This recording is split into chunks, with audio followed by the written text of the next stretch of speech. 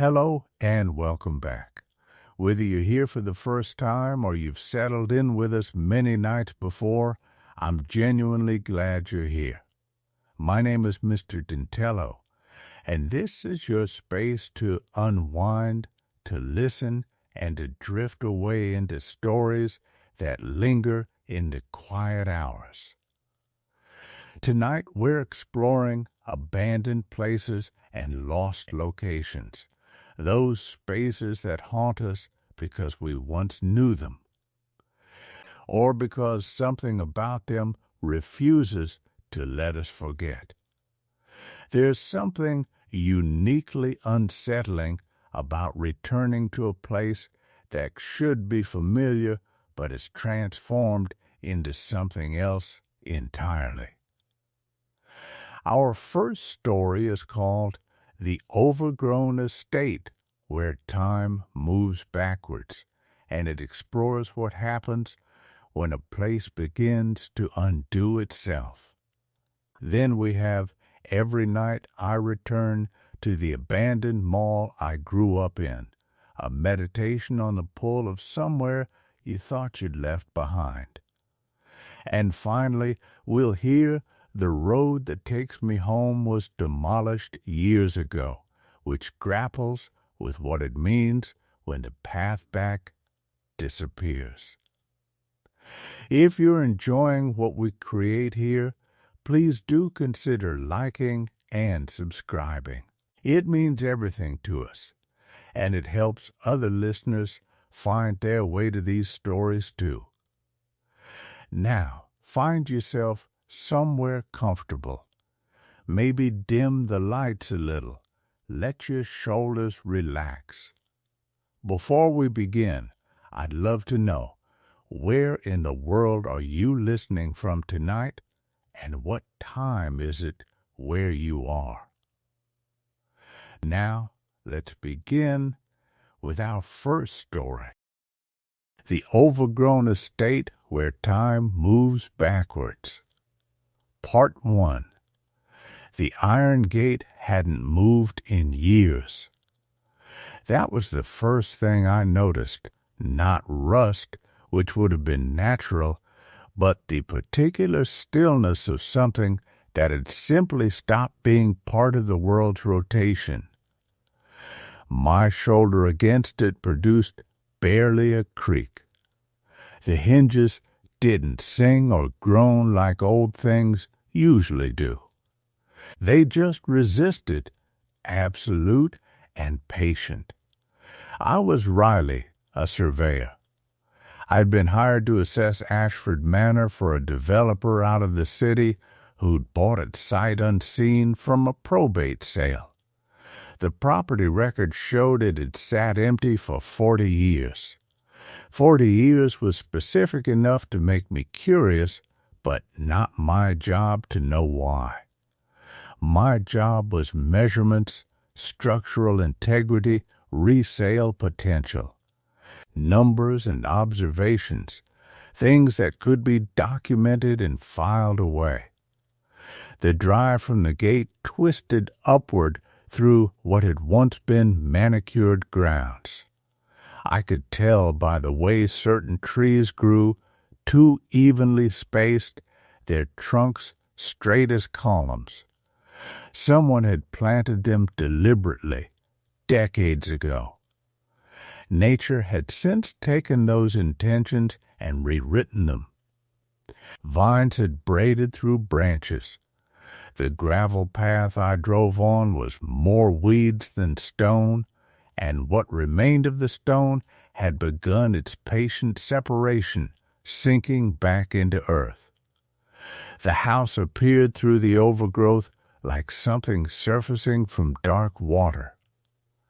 Ashford Manor was Victorian, exactly as the photographs had shown me, 3 stories of rendered brick the color of old blood.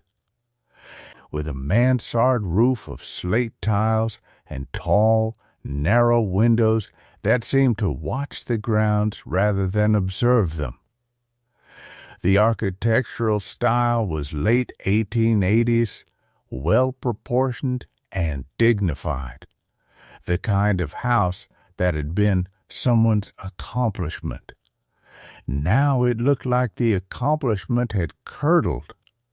Ivy didn't simply cover the western face, it had fused with it, become structural.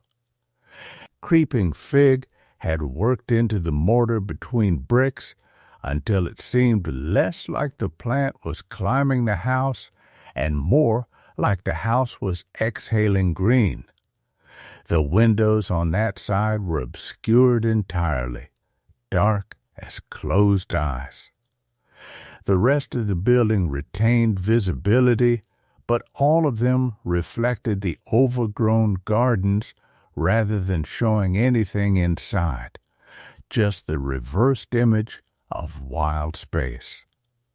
Multiplied in glass. I parked my truck on the circular drive, careful to keep it on what remained of the concrete. The wheels crunched over debris I couldn't quite identify. Things that had fallen from the house, maybe, or things the yard had grown that resembled fallen things. The air was colder than it should have been for the season. September, midday, with sun breaking through cloud cover. Yet stepping out of the truck brought an immediate lowering of temperature. Not dramatically, just enough that I noticed it against my skin, a thin pressure of chill that seemed to emanate from the house itself rather than the air around it. I made my way around the perimeter first, as I always did, taking photographs, measuring where I could, noting architectural details. The rear of the house opened onto what had clearly been a garden. Not the wild place at the front.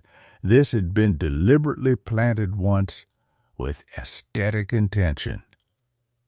Stone pathways still marked out shapes between the flowers, though the flowers themselves had long since gone feral or simply ceased to be. What remained was a kind of botanical palimpsest, roses grown thick as trees, strangling whatever had been planted beneath them, hedges that had never been trimmed, swollen into organic geometry. A fountain, empty and green with algae, its basin cracked down the center like something had strained to escape from within. The garden created a particular kind of silence. Not quiet, a place this size, with this much growth, shouldn't be quiet. But the sounds were all interior. Wind moving through leaves, small rustlings of creatures and vegetation. Nothing that seemed to relate to the human scale anymore. I stood for several minutes just listening to it, feeling the weight of how long the house had stood empty while the world around it had continued its slow, patient work. There was a servant's entrance on the eastern side, accessible through a partial clearing. The door was wood, badly warped, but still locked. The lock was brass, tarnished to almost black. I tried the front entrance instead. The front door was oak, probably original, with a brass knocker shaped like a clenched fist. It was also locked, but the lock here seemed newer, perhaps from when the house was officially closed 40 years ago. I'd been given a key by the probate company. It slid in with surprising ease, and the deadbolt turned with a sound like something clearing its throat. The door swung inward silently. The air that came from inside was different from the external air. Colder, yes, but also denser somehow. Richer, it carried the smell of absence, not the sharp tang of decay, which I'd been half prepared for, but something more subtle. Dust and time and the particular mustiness of a space that had been sealed away from the world. There was something else underneath it, though, something I couldn't quite identify. Not unpleasant exactly, but unfamiliar in a way that made the part of my brain responsible for threat assessment take a small, involuntary step backward. I pulled out my flashlight. The entryway was large, with high ceilings that made my footsteps echo individually. A grand staircase curved upward to my left, banistered in dark wood, its runner carpet still clinging to its steps like a flag that hadn't quite surrendered. The wallpaper was papered in a deep burgundy with a subtle pattern of leaves. It was barely visible under 40 years of dust. But what caught my attention was not the grand scale of the space. It was the clocks. There were 8 of them visible from where I stood. A grandfather clock in an alcove beneath the staircase. A mantelpiece clock on what I assumed was the drawing-room mantel, visible through an open doorway. Wall-mounted clocks, circular and brass-faced, placed at intervals along the hallway.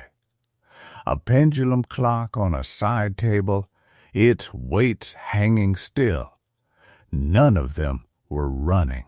All of them showed different times.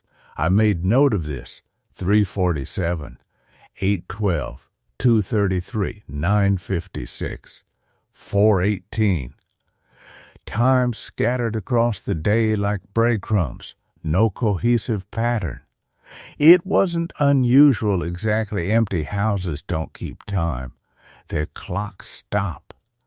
But the deliberate scattering of them, placed throughout the space with no apparent regard for what any of them said, created a subtle sense of disorientation. My eye kept searching for correspondence between them, some explanation, some reason they'd stopped where they had.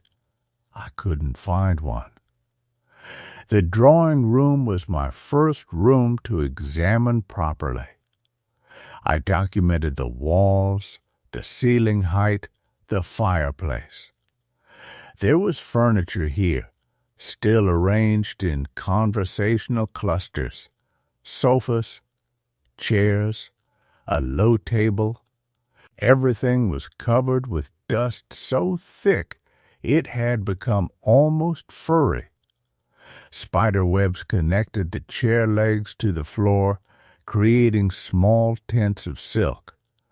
The windows here were not as heavily covered, and light fell in discreet rays, illuminating the particles that hung suspended in the air like plankton in brown-green water.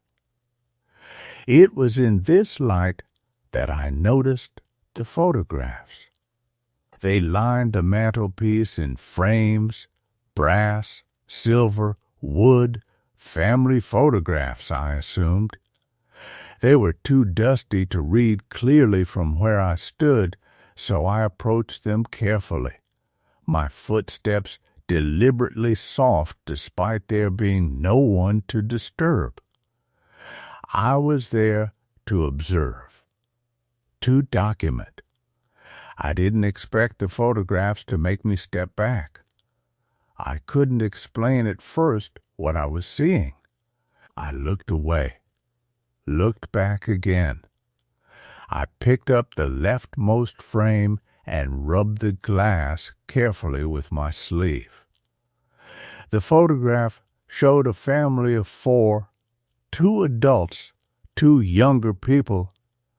They were dressed in clothing that suggested early 1980s at the latest professional studio photograph, the kind where everyone stands slightly too still and formal. The woman in the frame was middle-aged, perhaps 50.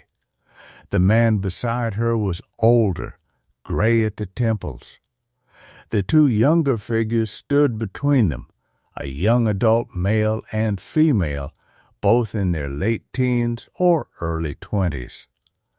I set it down and moved to the next frame. This one was similar. The same four people, or people who resembled them, in the same formal arrangement. But the woman looked slightly younger here, perhaps 5 years younger. The older man looked closer to her age. The two younger people looked older, closer to 30 perhaps. I moved to the next frame. The pattern continued.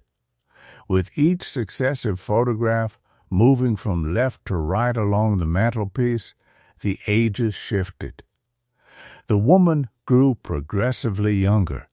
The older man's gray receded from his temples. The two younger figures aged into their 30s, their 40s. It was subtle. The shift between any two frames was almost imperceptible. But across the series, the effect was undeniable. Time was running backward in these photographs.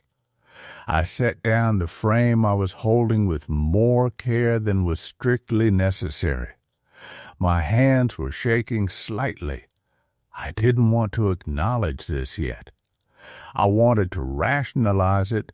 Photographs were rephotographed over time, arranged by someone who didn't understand linear progression, a strange collecting habit. But even as I thought these things, I knew they were false. The dust on each frame was uniform. They hadn't been disturbed, arranged, and rearranged. They were in their original order, exactly as someone had placed them 40 years ago. I photographed the mantelpiece with my camera, zooming in on each frame. Documentation, that was my tool. Document it and move on. Don't let unusual things become something larger than they were.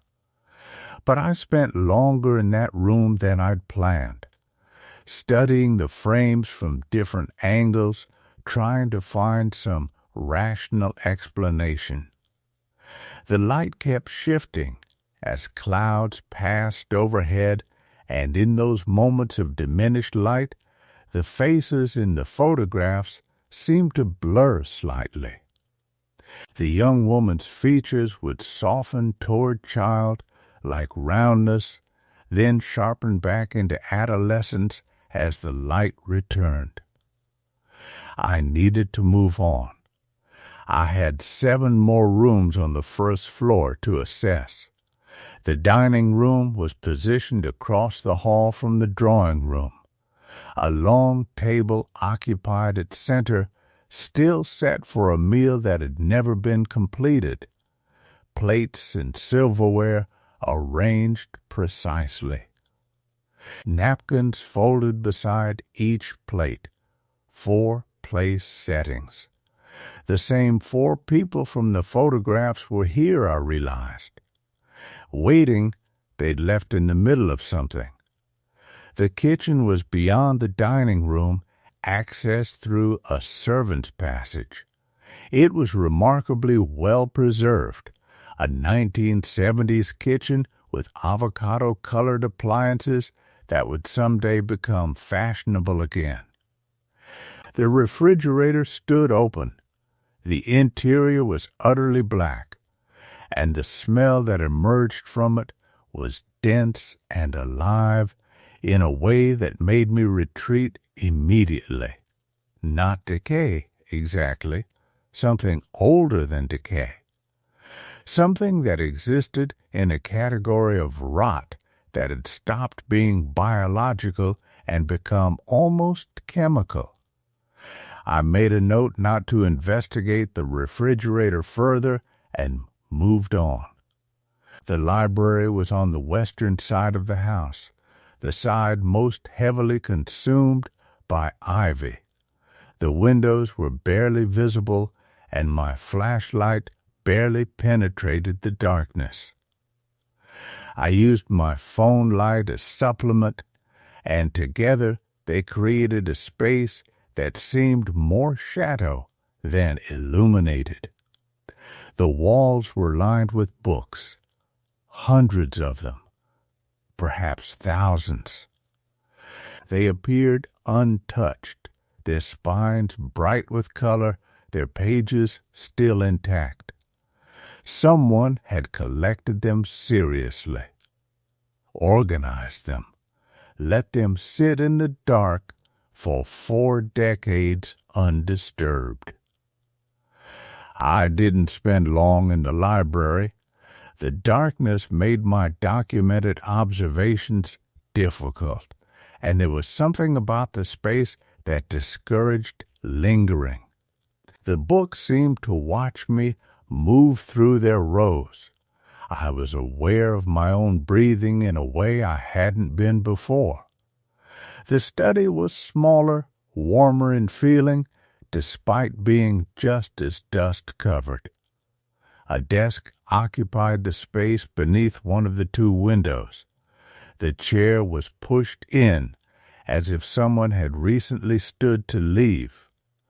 Papers were scattered across the desktop, correspondence, accounting ledgers. Something that might have been architectural drawings. I didn't touch them. They were fragile with age, and besides, they weren't my job to understand. Resale value. Structural integrity. That was where my assessment ended. It was here, though, that I noticed something else. There was a journal on the desk, leather-bound, its pages thick and cream-colored. It was positioned precisely in the center of the blotter, as if its placement mattered. I looked at it without touching it, directing my phone light across its surface. The leather was tooled with initials on the front cover. I leaned closer to read them, A.M. or possibly M.A. My eyes weren't focusing well in the dim light, but there was something about the presentation of the book that seemed intentional, like it was meant to be found, like it was a message waiting for someone to arrive at this desk and see it. I did touch it then. Carefully, the leather was cool and dry, preserved well by the sealed environment. I opened it to the first page, though first was perhaps not the correct direction. The handwriting on that first page was precise, elegant, clearly formed by someone with education and practice. But the words were arranged in a direction I didn't immediately process. I had to tilt the book, then rotate it entirely.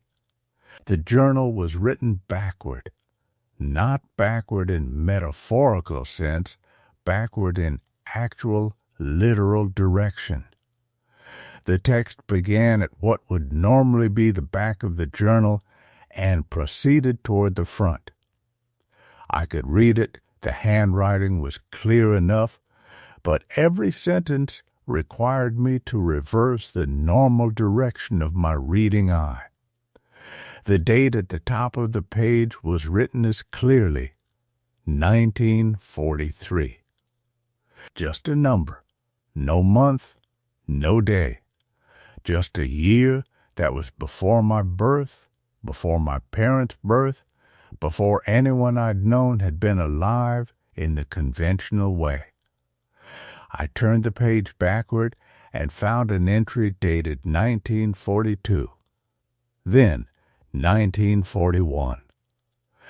The entries grew progressively earlier as I moved through the journal in the direction the pages had been intended to be read. The handwriting changed as I progressed. It grew progressively more childish. The letters became larger, less controlled. By the time I'd reached what the journal clearly considered the middle, though it was physically closer to the back, the script looked like it had been written by a child perhaps 8 years old. The letters were uneven, sometimes reversed, drawn with effort and careful concentration. I didn't read the words in detail. I couldn't quite process what I was seeing, much less the content. Instead, I closed the journal carefully and set it back on the desk exactly where I'd found it. My hands were shaking again. More noticeably this time, I needed air. I needed to step away from this house and stand in the overgrown gardens and let the afternoon light on my skin reorient me toward something normal, something that operated according to conventional rules. I left the study and made my way back toward the front entrance. The hallway seemed longer than it had been. The dust seemed thicker. My footsteps produced echoes that took too long to return to me, as if they were traveling through deeper space than the physical dimensions would suggest. The front door was still open where I'd left it. I stepped through into air that smelled like growth and moisture and time still moving in the correct direction. I stood on the porch for several minutes, my breathing deliberately slowing. The garden surrounded me, the overgrown space where intention had been consumed by patience. I focused on small, normal things. The texture of brick beneath my fingertips, the sound of wind in leaves, the weight of my surveyor's clipboard in my hands. Documentation, observation, these were my tools. These were things I understood. When I was steady enough, I walked around to the rear of the house again, to the garden with the empty fountain. I sat on one of the stone benches, only partially covered with moss, and let the afternoon light fall across my face. I had 5 more rooms to assess on the first floor, then the second floor, then the third. My notes were sparse so far. I'd need to be more thorough, more careful with measurements, more precise in my documentation. This was what I'd come here for. I didn't want to go back inside. But the sun was already beginning its descent toward the horizon. The clouds overhead were thickening, moving with unusual speed.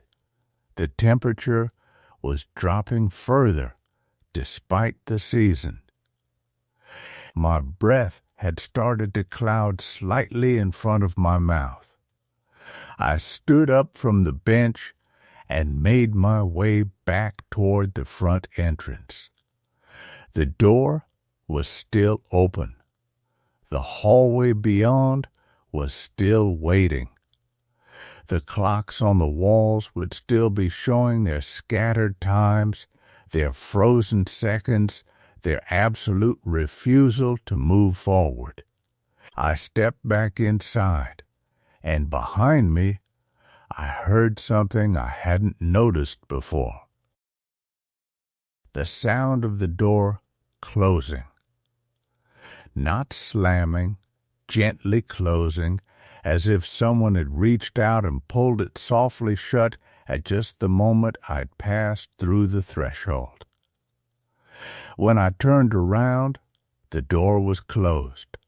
My truck was visible through the front window, but it looked smaller than it had, farther away, like it had retreated while I was inside, drawn back toward the gate by forces I couldn't see. I turned the deadbolt to verify it was still accessible. It was. I could leave whenever I wanted. But I wasn't finished documenting. I moved deeper into the house, back toward the rooms I hadn't yet examined. Behind me, the clocks on the walls continued their private vigil, marking times that would never arrive. Seconds that had no intention of passing forward into the future. The afternoon light was beginning to fail. The shadows in the hallway were becoming less distinct from the spaces they occupied. Soon, I would need to rely entirely on my flashlight, on the artificial light I carried with me. I did my best to ignore the feeling that the house was waiting for something, that it had been waiting for 40 years, that perhaps I was the arrival it had been expecting. Hashtag the Overgrown Estate Where Time Moves Backwards, Part 2, the third room on the eastern corridor, was what had once been a study. That much was clear from the mahogany desk that still occupied the far corner, its surface layered with the accumulated dust of decades. The leather chair behind it had begun to crack, the stuffing visible through fissures that resembled old wounds. I set my camera bag on the floor carefully and pulled out my notebook. The page was still open to where I'd written my initial observations, the date, the time of arrival, the general state of the structure. I dated the new entry 3:47 p.m. Room 3, study, desk intact but deteriorating. Shelving unit along north wall, books present but unreadable, spines cracked. Wallpaper pattern still visible in sections, botanical motif, possibly 1950s, 1960s design. Single window, south-facing, heavily obscured by vine growth. I looked up from my notebook. The window was difficult to see through, yes, but not impossible. The vines had created a lattice pattern, filtering the remaining light into geometric shapes that fell across the desk and floor. I moved toward it, careful to avoid the debris scattered across the hardwood. A section of the ceiling had partially collapsed in the far corner, and plaster dust still lay undisturbed on the floorboards. Undisturbed except for what might have been footprints. Though the dust was so fine it was difficult to tell if the disturbances were recent or had simply settled unevenly over time. I pulled one of the books from the shelf. It fell apart almost immediately in my hands, the binding surrendering to the weight of its own decay. Pages scattered to the floor, yellowed and brittle. The title, stamped in faded gold leaf, was unreadable. That was when I heard it. Water running. Not dripping, running, the sound of active water flowing through pipes somewhere within the house. The sound was distant, coming from below or from another section of the structure entirely, but it was unmistakable. The steady, purposeful sound of water in motion. I stood very still, holding the fragments of the disintegrated book. The house had no utilities. I'd verified this when I arrived. The electrical meter on the exterior was rusted solid, disconnected decades ago. The water main had been shut off. I'd seen the valve in the basement entrance, the handle seized in the off position. No one had turned it back on. No one had been here. The sound continued for perhaps 30 seconds, then gradually diminished, as if whoever or whatever was operating the water had slowly reduced the flow until it was nothing at all. Silence returned. I placed the book fragments carefully on the desk and checked my watch. 3:52 p.m. I noted the incident in my notebook with a question mark, the line of text trailing off uncertainly. The shadows in the hallway had deepened when I stepped back out. The light from the window at the far end of the corridor had shifted, taking on the orange quality of late afternoon. My flashlight clicked on with a satisfying hum of battery power, though I noticed immediately that its beam seemed less bright than it should have been. The batteries were fresh. I'd replaced them before driving here. But the light had a diffuse quality, as if the darkness was somehow thicker, more resistant to illumination. The fourth room was a bedroom. The bed frame was still there, and beneath a thin layer of dust and decay, I could make out the pattern of the mattress. No bedding remained. It had likely decomposed entirely or been taken by small animals seeking nesting material.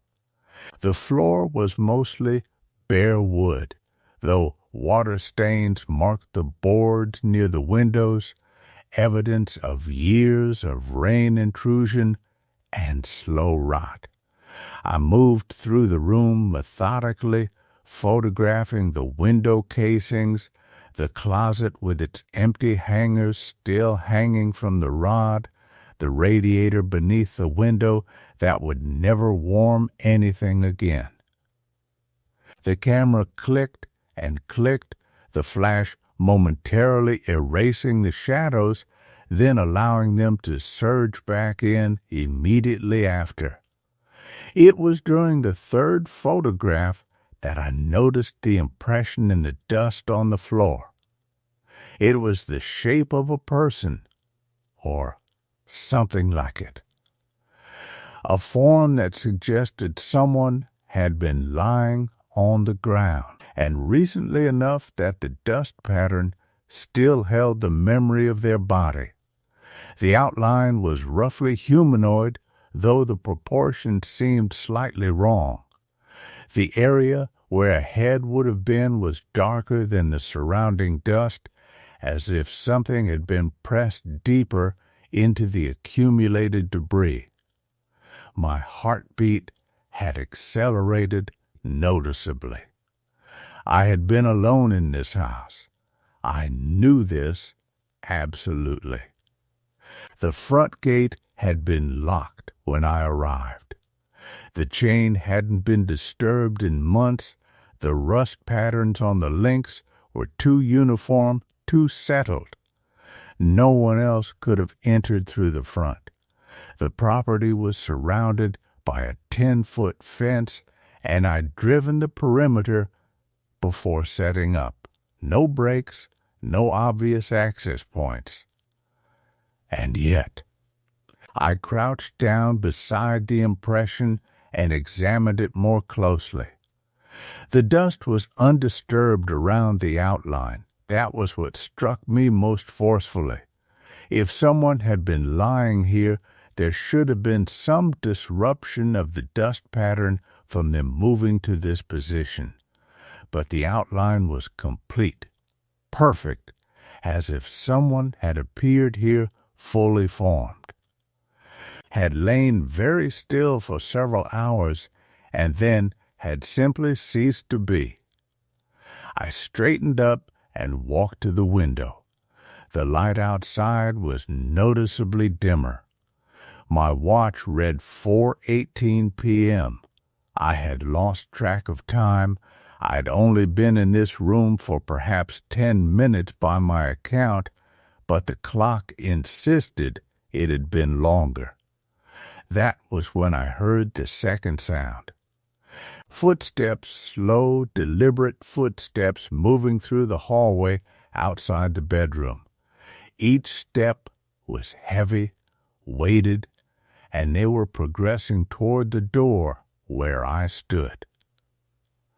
I waited, my flashlight held up reflexively as if light could somehow protect me. The footsteps reached the doorway and stopped. I waited for the door to open, but the door was already open. I'd left it open when I entered the room. There was no one in the hallway. I stepped to the threshold and looked both directions. The corridor was empty, lit only by my flashlight and the failing daylight from the distant window. The dust on the hardwood floor was undisturbed. No footprints, no trace of passage. My breathing had become audible to myself. I forced myself to proceed methodically. The footsteps had sounded real, not a settling foundation or the house's normal creaks of age. They had had direction, purpose, weight, but there was no evidence of them.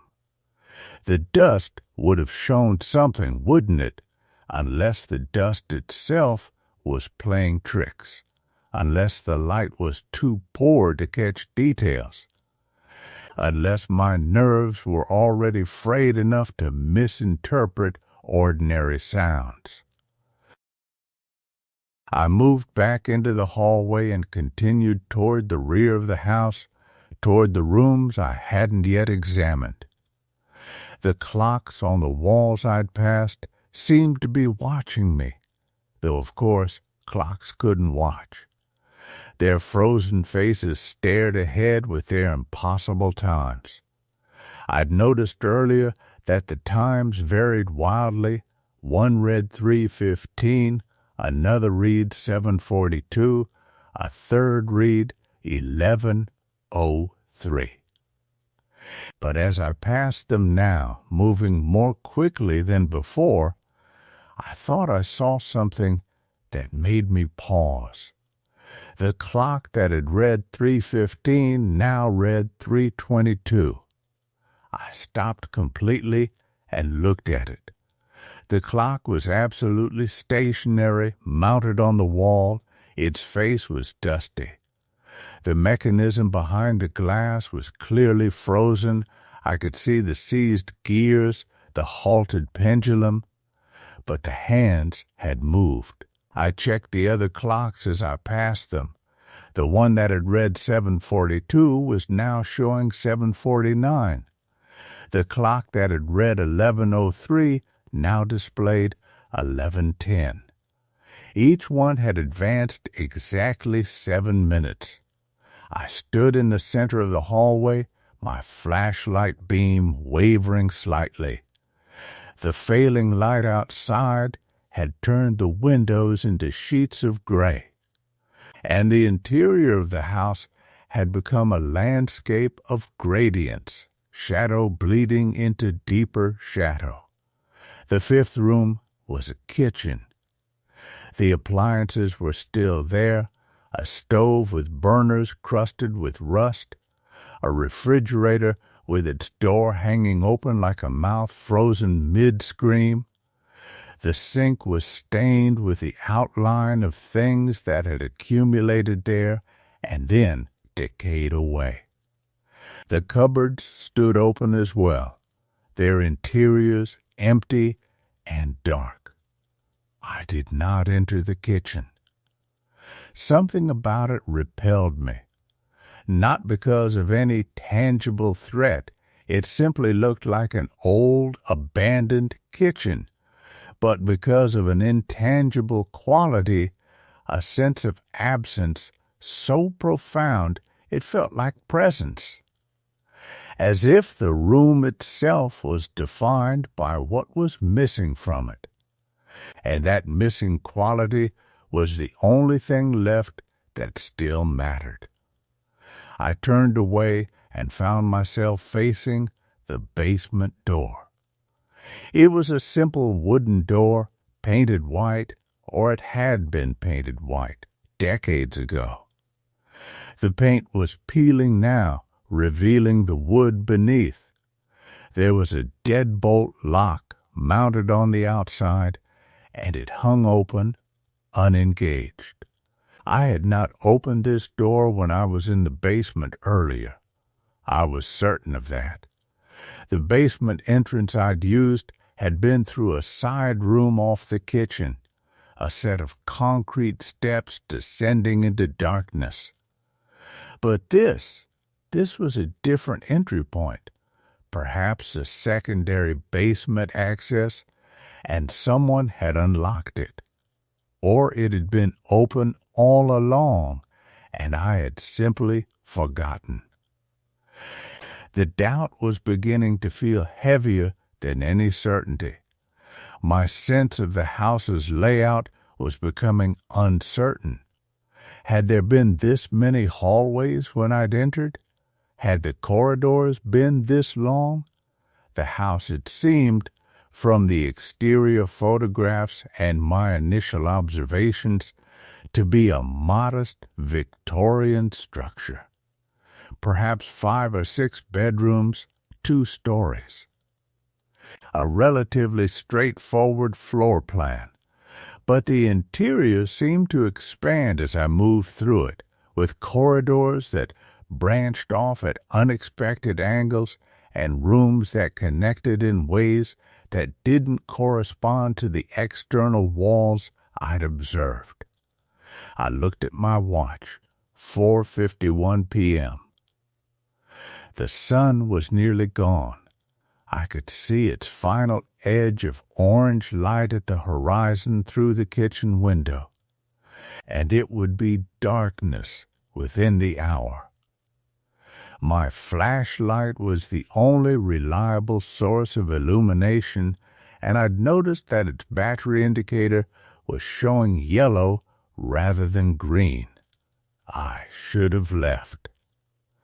Every rational instinct was suggesting that I gather my equipment, return to my truck, and depart before nightfall. The documentation could wait. Whatever was happening in this house, whether it was the simple deterioration of an old structure, the tricks of fading light and overstimulated nerves, or something else entirely, I did not need to remain for it. But I had not finished my work. I moved deeper into the house, away from the kitchen, away from the basement door. There were still rooms I hadn't examined. There was still documentation to be done. The house seemed to want something from me, or that was what my increasingly unreliable instincts were suggesting, and leaving without understanding what it wanted felt like abandoning the entire purpose of my visit. The hallway at the rear of the house branched into what appeared to be a small library. Books lined the walls, most of them intact despite their age, leather-bound volumes with titles embossed in gold. A reading chair sat in the corner, its upholstery faded but still relatively whole. And on the small table beside the chair sat a cup, a teacup, white porcelain with a thin blue line painted around its rim. And in the cup was liquid. Tea, it appeared, still amber-colored, still warm enough that faint wisps of steam were rising from the surface. I did not touch it. I stood in the doorway of the library and stared at the cup, and the cup sat on its small table and waited for me to make a decision about its existence. The shadows had become absolute now. My flashlight was the only thing holding back the darkness, and I could feel the darkness pressing against its beam, testing the boundaries of the light, looking for any weakness through which it might seep. I backed out of the library slowly, and when I turned around, I saw that the hallway behind me had changed. Not dramatically, not in any way I could precisely articulate, but the hallway was longer than it had been. The wall I'd passed just minutes ago, where one of the advancing clocks hung, was now visible only as a dim suggestion in the darkness, much farther away than it should have been. The house was rearranging itself. Or I was losing my capacity to perceive its true dimensions. Either way, I was no longer entirely certain where the front entrance was. I raised my flashlight and began to walk forward toward what I believed was the direction of the main hallway. The beam of light moved ahead of me, cutting through the darkness like something physical, something with weight and substance. And in that light, I saw the final impossibility of the evening. There were photographs hanging on the wall of the hallway, framed photographs that I had absolutely not seen before. They showed the same house, this house, but in different times. One showed the structure as it must have been when new, pristine, and proud, with manicured gardens and a polished front entrance. Another showed it as it had been perhaps 30 years ago, still occupied, still maintained with lights visible in the windows. A third showed it as I had found it today, overgrown and failing, nature slowly claiming what had been taken from the land in the first place. And the fourth photograph showed something else entirely. It showed the interior of the house as it was right now, the hallway exactly as I was standing in it with my flashlight raised, my expression frozen in startled awareness. It was a photograph of this moment, taken from perhaps 20 feet ahead of me, looking back at where I stood. But the photograph was old. The frame was tarnished. The glass was spotted with age. I did not lower my flashlight. I did not approach the photograph to examine it more closely. Instead, I continued forward toward what I still believed was the direction of the main entrance, and I did not allow myself to turn around. Behind me, I heard the sound of a door closing again. Gently, deliberately, as if the house was securing itself for the night, sealing shut all the passages through which something might escape. The beam of my flashlight found the main hallway moments later, and beyond it, barely visible through the darkness and the dust-covered windows, was the distant shape of my truck, sitting at the gate, waiting for me to return. but the gate itself appeared to be much farther away than it had been when I arrived, and between my location and that distant vehicle there was only the expanse of the overgrown grounds and the night that was falling completely now, and the absolute silence of a place that had learned decades ago how to be patient. I moved through the main hallway with a deliberate slowness that contradicted the urgent trembling in my chest. The flashlight beam wavered slightly with each breath. I told myself it was just the battery weakening, just the cold making my hands unsteady. But I knew better now. Denial had a limited shelf life, and mine had expired somewhere between the first impossible clock and the photograph that shouldn't exist. The front door was ahead. I could see it now, a massive thing of dark wood and corroded brass, standing exactly where it had been when I entered, or where I thought I'd entered. The geometry of this house had become so thoroughly unreliable that I couldn't trust my own memories of spatial relationships. Had the library been to my left or right when I'd first found it? Had there been one staircase or two? These questions felt important now, as if the answers might constitute proof that I was simply disoriented, lost in the normal way that people could become lost in dark places. I reached for the door handle. My fingers closed around metal that was shockingly cold, cold in a way that suggested it had never absorbed the warmth of the interior. The brass was rough with patina, and something about the texture, the particular granulation of age, made me think of skin that had been exposed to elements for a very long time. I pulled the door open. The night air that came through was not the same air that had been waiting outside when I'd arrived.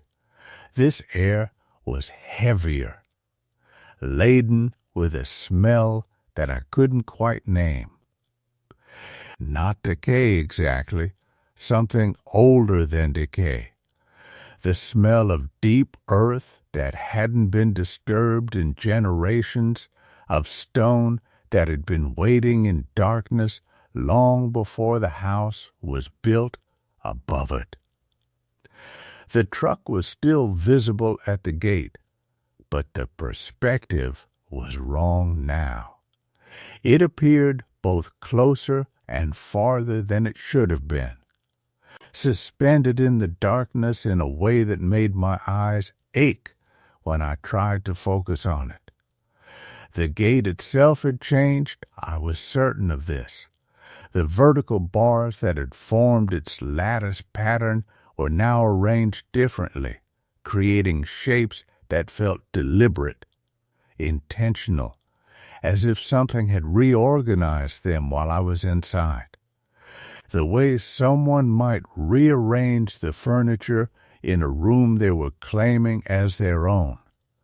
I stepped onto the porch. The wooden boards beneath my feet made no sound. That silence was perhaps worse than any creaking would have been.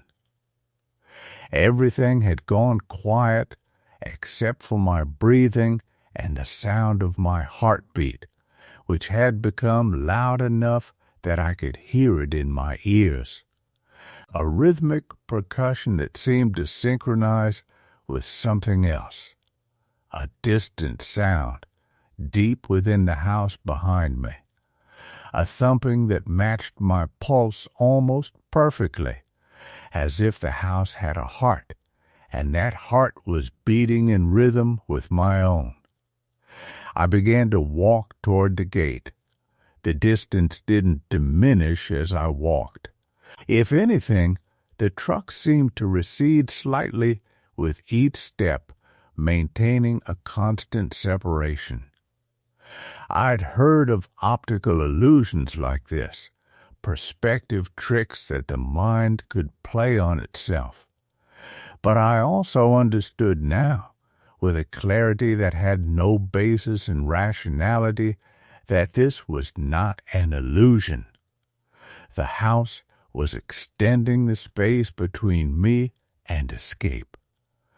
It was giving me just enough hope to keep moving forward, just enough evidence of an exit to prevent me from simply lying down in the overgrown grass and accepting whatever came next.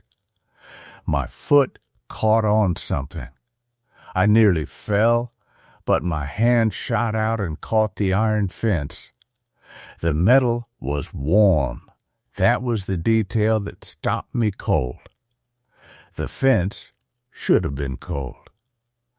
Every metal object in this place had been cold: the doorknob, the latches on the windows, the frame of that impossible photograph.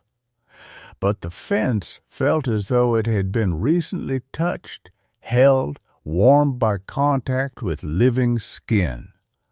I pulled my hand away and looked down to see what had caught my foot. It was a stone, not part of the overgrown ground, but something placed deliberately, positioned directly in the path between the house and the gate. It was roughly cube-shaped and very pale in the darkness, almost luminous, and on its surface I could see words carved into it. The letters were deep and old, but still legible. I raised my flashlight to read them. Alex was here, the stone read. My name felt like ice water in my veins. But that wasn't my name. Not entirely. Alex was what people had called me in college, decades ago.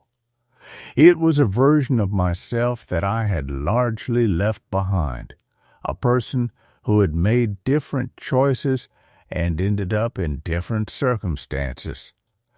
Very few people in my current life knew that I had ever been called Alex at all. I took a step back from the stone. That's when I heard the sound of the front door closing again. Not gently this time. Not carefully and deliberately. This time it closed with a definitive finality that echoed across the overgrown grounds like the sound of a lock being thrown. I turned to look back at the house. The front door was shut. But it wasn't completely dark inside anymore. There was light coming from the windows now, a faint luminescence that seemed to originate from somewhere deep within the structure. And in that light, I could see movement. Not the movement of curtains or shadows playing across surfaces, but something more deliberate. Something with intention and direction. Shapes moving through the halls, crossing from one room to another, passing behind the glass like fish in an aquarium made of brick and mortar. And then, in the window closest to me, the window of what I believed had been the library, a face appeared. It was pale and indistinct, as if seen through smoke or water. The features were present, but rendered in soft focus, impossible to hold in sharp detail. But I could see that it was a face, and that it was watching me. And more importantly, I could see that it was my face. The proportions were mine. The particular set of the jaw, The line of the nose, the distance between the eyes, these were details I'd studied in mirrors for 4 decades. But it wasn't my face as I was now. It was my face as I had been. Young, uncertain, should be sleeping, but I'm lying awake instead. I hear the sound of gravel under footsteps. Not outside. Inside my apartment. Coming from walls that face no external space, moving along corridors that shouldn't exist. The sound is patient. It is methodical. It is absolutely certain that it has all the time in the world, which I'm beginning to understand might be true. I think about the other names on the stones. I think about the spiral pattern and what it might mean. I think about the stone that bears my own name already waiting in the earth, and I wonder if the person approaching will recognize themselves when they arrive at the gate, or if they'll be as confused as I was, staring at their own carved identity without understanding how it came to be there. I keep the corner of that photograph in my wallet now. Sometimes I take it out and look at it, running my thumb across the faded image of a house I can feel waiting for me with a patience that transcends anything human. The paper is soft from handling, the edges worn thin, and I notice each time I look at it that the handwriting on the back is changing.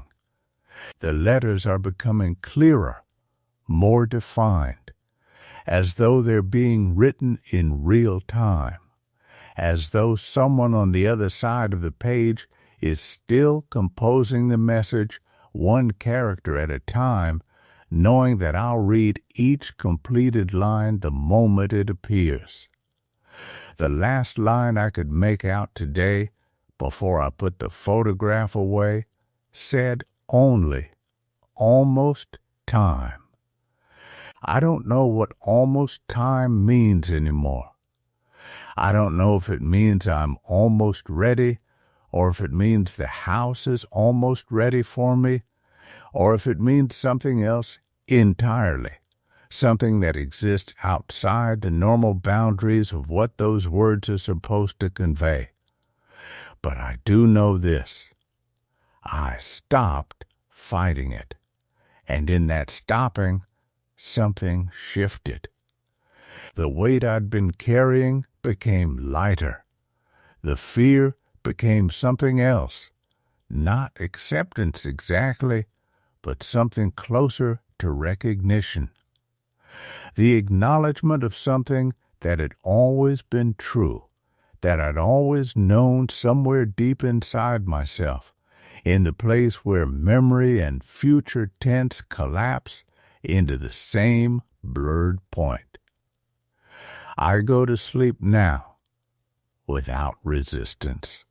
I walk toward the gate in my dreams without hesitation, and when I wake, I can never quite remember whether I actually woke up at all, or whether I simply shifted back into the dream that I've been living in this body, in this apartment, in this life that was always just an extension of what began when I first turned down that overgrown driveway.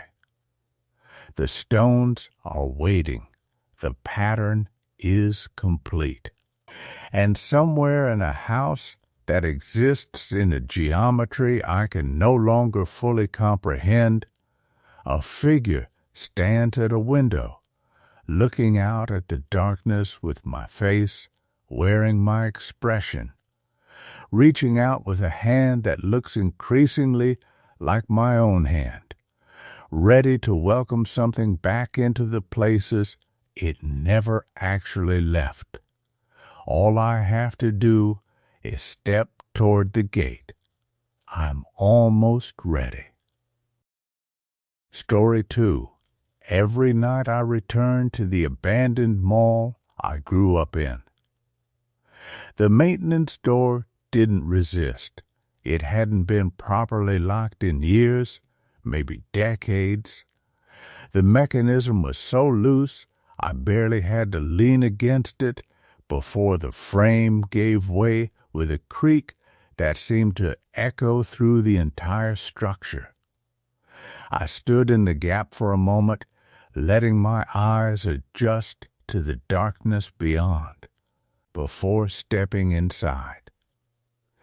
Westfield Commons.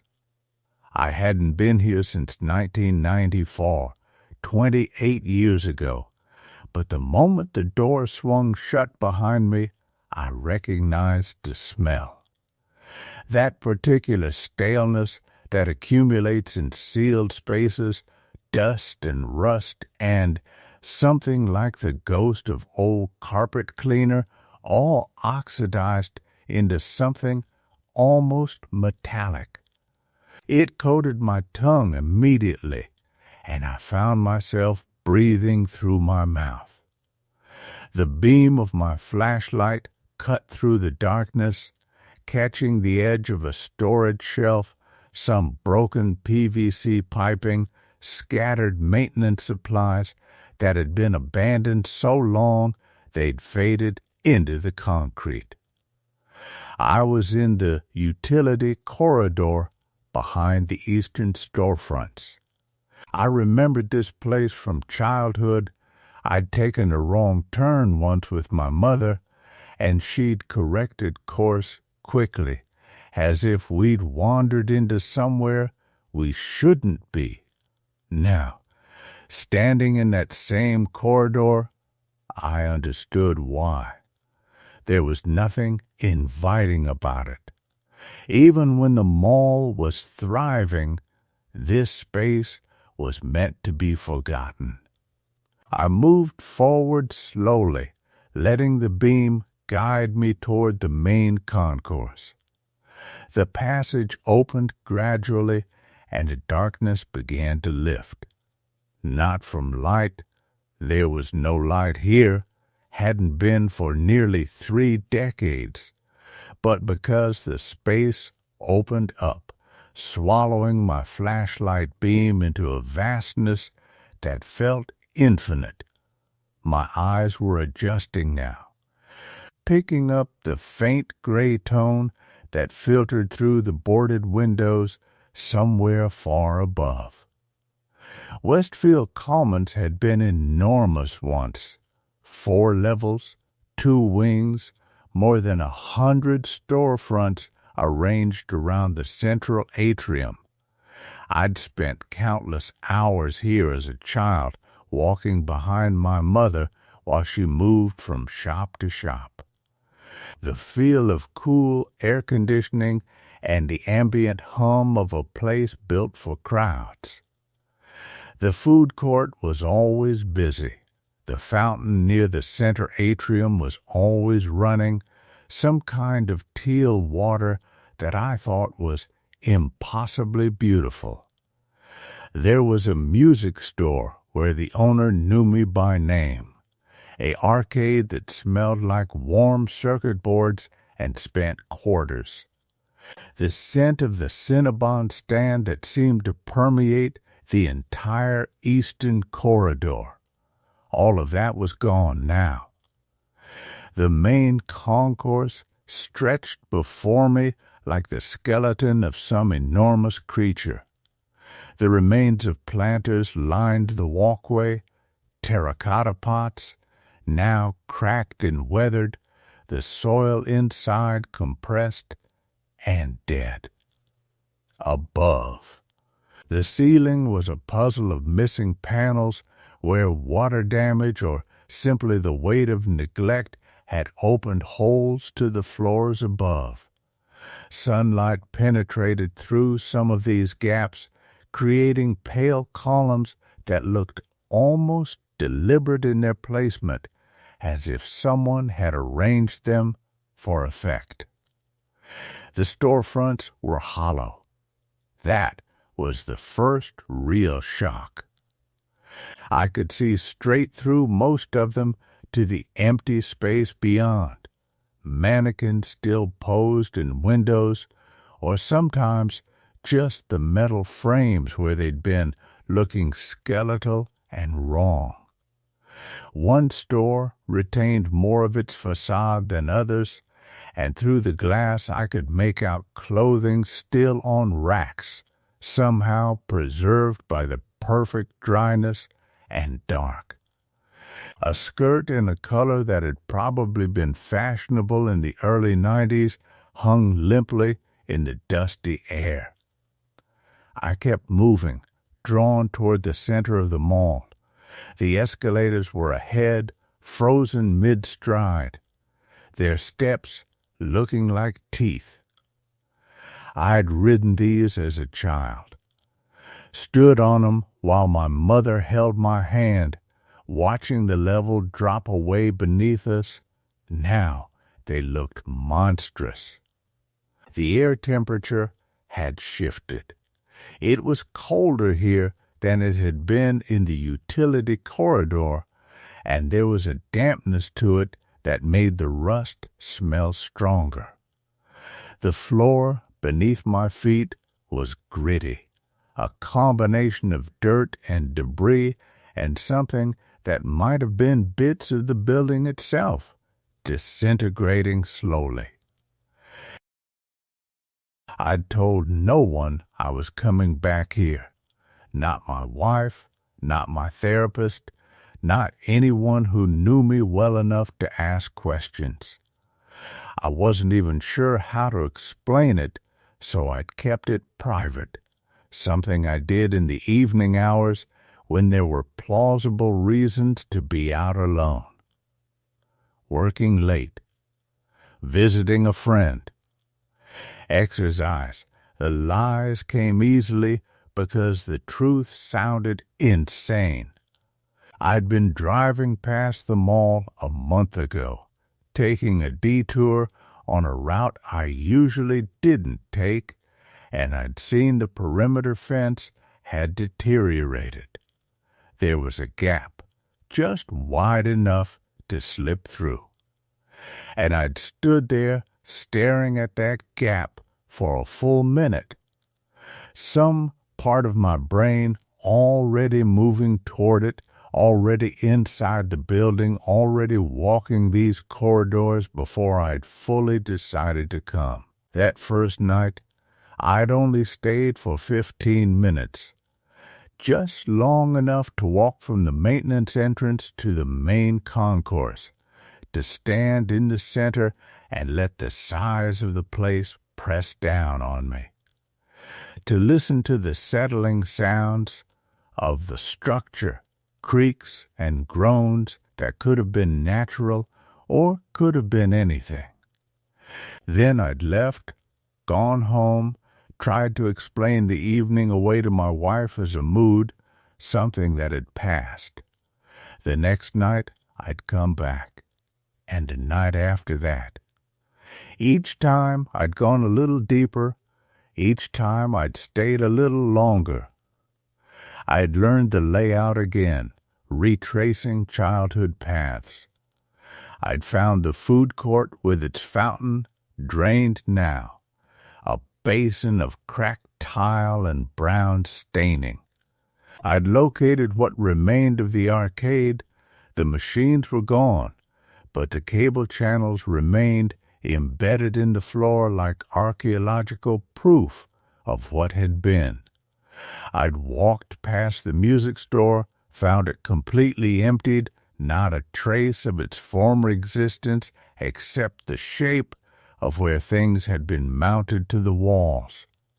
And each night I found myself drawn deeper still, toward the West Wing. The West Wing had been sealed when the mall closed. That was something I remembered from childhood, a vague knowledge that part of the mall was no longer accessible to visitors, though I'd never understood why. A partial closure, my mother had said once when I'd asked. Some stores in the West Wing had issues, structural concerns. The mall would reopen that section eventually. It never did. Tonight, I wasn't sure which night this was, the 4th or 5th. I found myself standing in front of the sealed door that marked the division between the open section and the west wing. Plywood had been nailed across the entrance, a thick barrier that had been reinforced repeatedly over the years. There were newer layers beneath older ones, bands of different materials marking different eras of closure. The seal was beginning to fail. I could see that immediately. There was a gap at the bottom where the plywood had warped, and another where the corner meeting had pulled away from the frame. The wood was swollen in places, discolored with water stains that had been developing for nearly 3 decades. I shone my flashlight across it, letting the beam catch the texture. My heart was beating faster than it had any right to be, all from looking at a sealed door in an abandoned building. There was nothing threatening about it. It was just a barrier, just a sign that said, "Do not enter." The compulsion to keep coming back, to push deeper into this place, had never fully made sense to me. But standing here in front of this door, I felt it most strongly. Like something in my chest was leaning forward, pressing toward the plywood, toward whatever was beyond it. I reached out and touched the wood.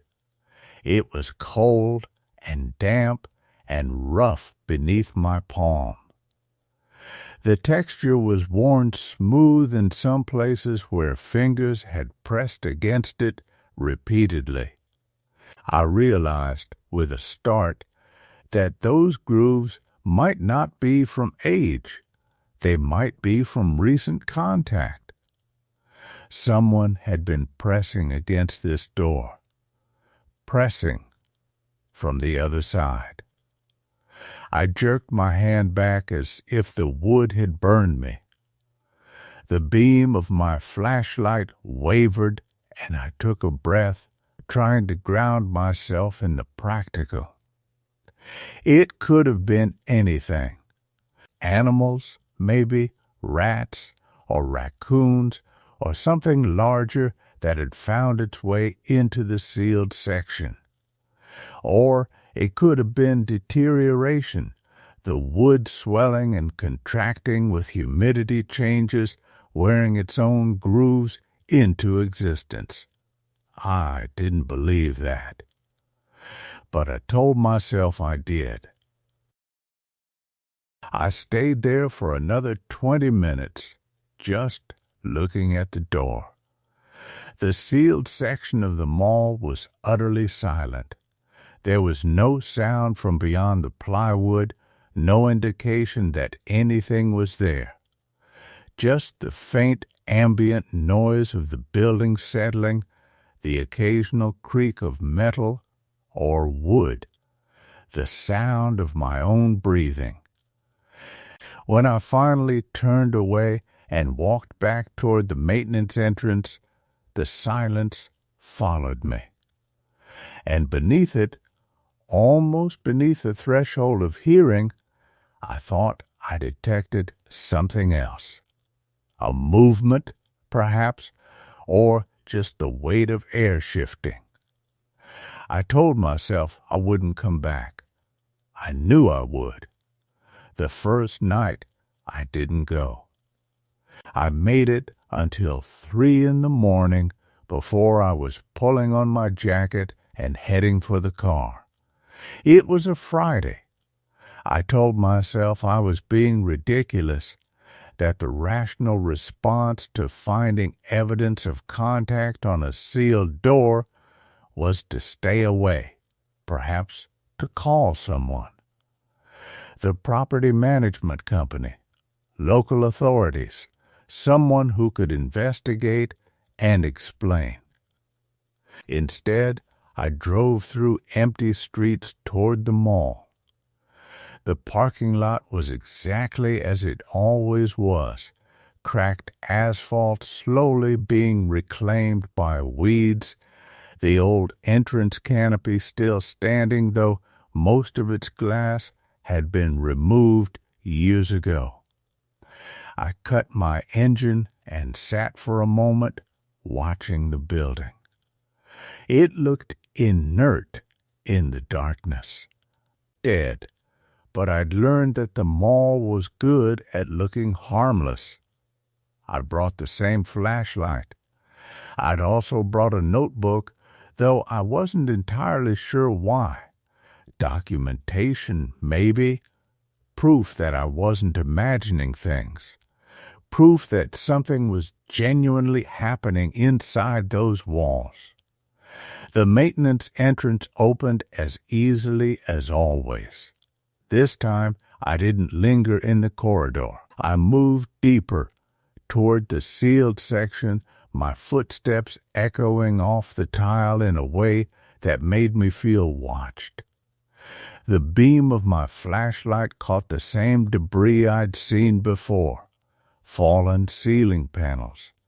The skeletal frame of what used to be a plant stand in some forgotten garden center.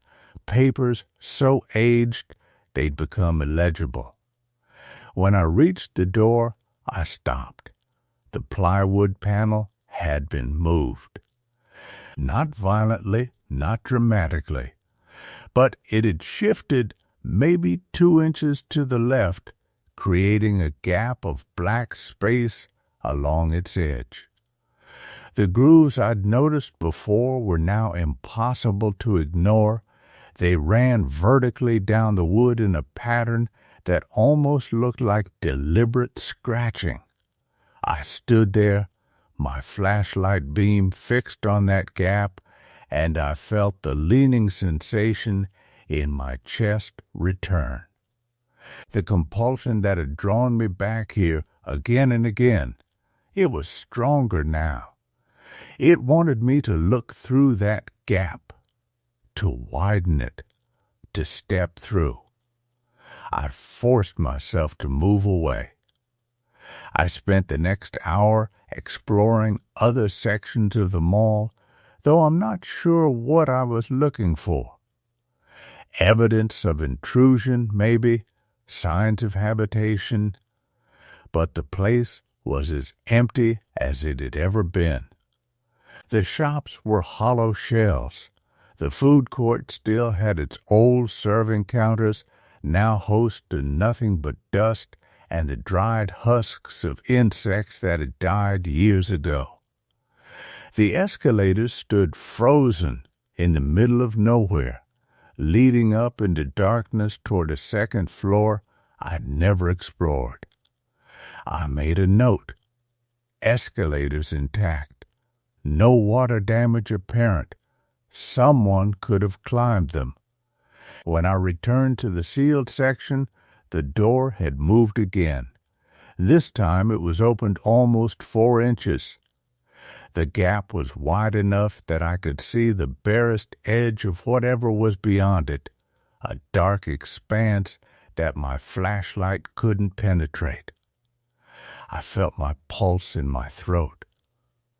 The compulsion was nearly overwhelming now. It was a physical thing, like something living inside my ribs, pushing at me from the inside. I reached toward the gap. My hand stopped an inch from the plywood. Not because I'd chosen to stop it, because something in my brain was screaming that I shouldn't touch it. That opening that door, stepping through into the darkness beyond, would be different from everything else I'd done in this place. It would be crossing a threshold that I couldn't uncross. I stood there for a long time, hand hovering, heart pounding so hard I thought the sound of it might fill the entire mall. Then I turned around and walked back out into the night. The next day, I made phone calls. I called the property management company that technically oversaw the mall, though they hadn't done any actual maintenance in probably 5 years. The person who answered, a tired-sounding woman named Blake, confirmed what I already knew. The building was slated for demolition eventually. But permits were stuck in some bureaucratic limbo. No, they hadn't sent anyone to inspect it recently. No, they couldn't do anything about structural concerns reported by someone who admittedly had no authorization to be inside. I hung up feeling more isolated than before. That evening I drove back. I needed to know what was doing this, what was moving the door. The most reasonable explanation was that the building itself was settling, that the plywood panel was loosening in its frame and gravity was gradually pulling it open. It was a hypothesis I could test. I could measure how far it had moved. I could photograph it and track its progress over time. Science, methodology, proof. When I reached the sealed section, the door was open roughly 6 inches now. The darkness beyond was absolute. My flashlight beam vanished into it without illuminating anything. No wall, no floor, no structure. It was as though the sealed section didn't have an interior. As though it was just a pocket of pure absence.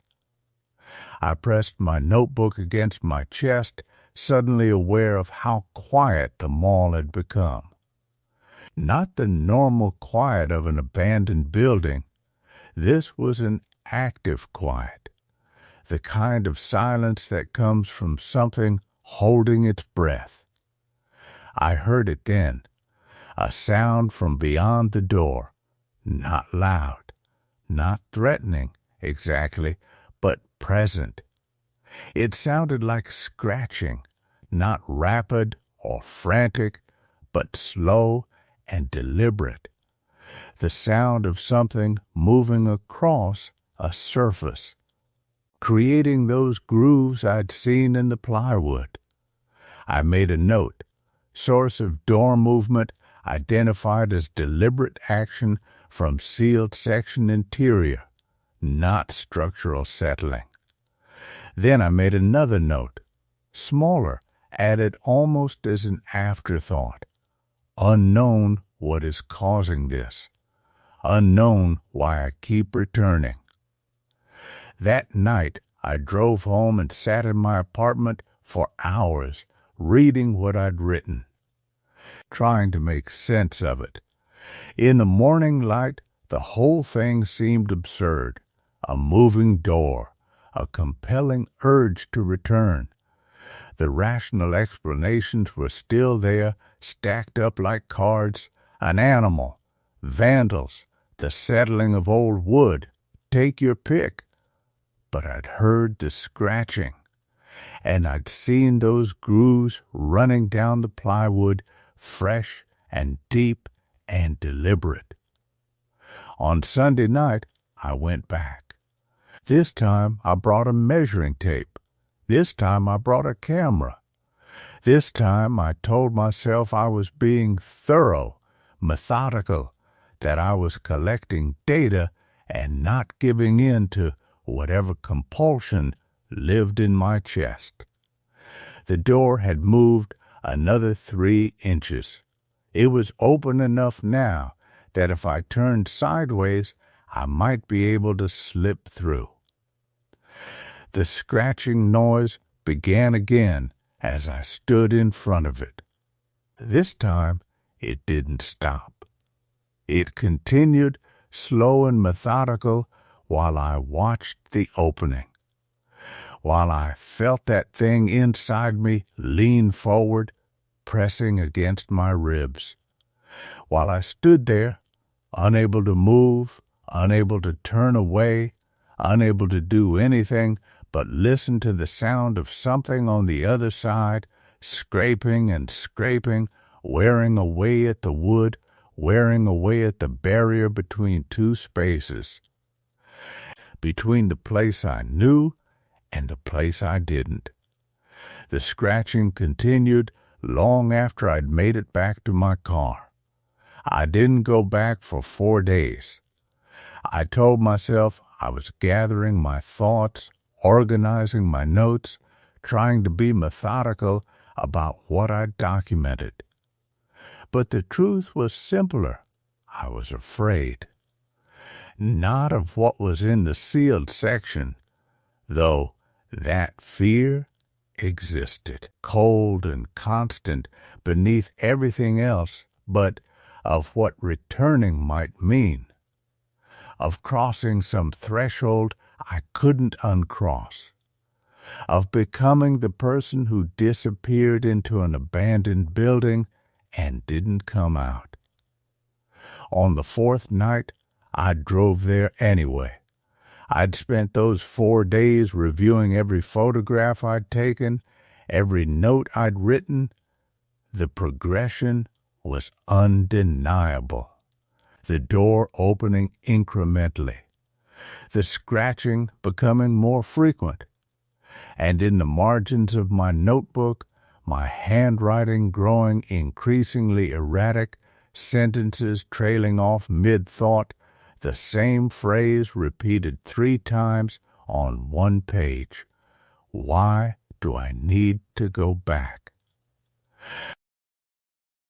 I didn't have an answer, but I knew I did need to go back. The knowing was less like a thought and more like hunger, something basic and animal that lived beneath reason. The mall was different that night. I first noticed it when I was pulling into the lot. The chain-link fence that bordered the property had fallen in several places, rusted sections simply giving way. The boards over the front windows had come loose, creating gaps where I could see into the dark interior. And there was a sound, a low, almost subsonic hum that seemed to come from the building itself, as though the structure was resonating at some frequency just below hearing. I sat in my car for 10 minutes before getting out. The doors I'd always used to enter had been opened wider since my last visit. Not broken, opened, as though something had carefully pulled them apart, creating a passage just large enough to step through. I remember thinking that this was deliberate. This was an invitation. The interior was colder than it had been before, cold enough that I could see my breath.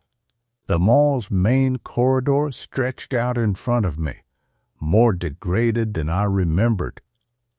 Sections of the ceiling had collapsed. Water had frozen on the ground in sheets of thin ice. And everywhere, on every surface, on every wall, there were marks, scratches, hundreds of them, thousands.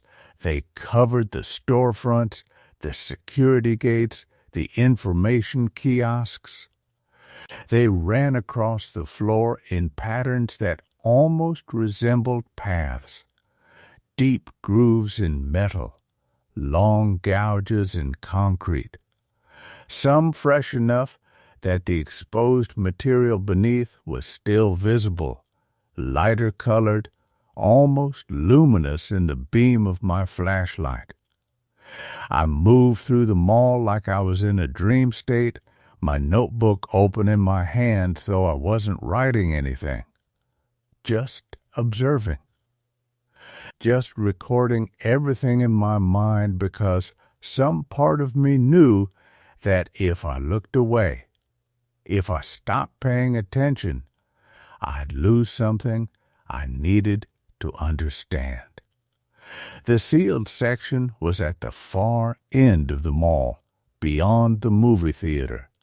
I walked toward it in a straight line, not detouring around the collapsed sections, not avoiding the deepest drifts of debris.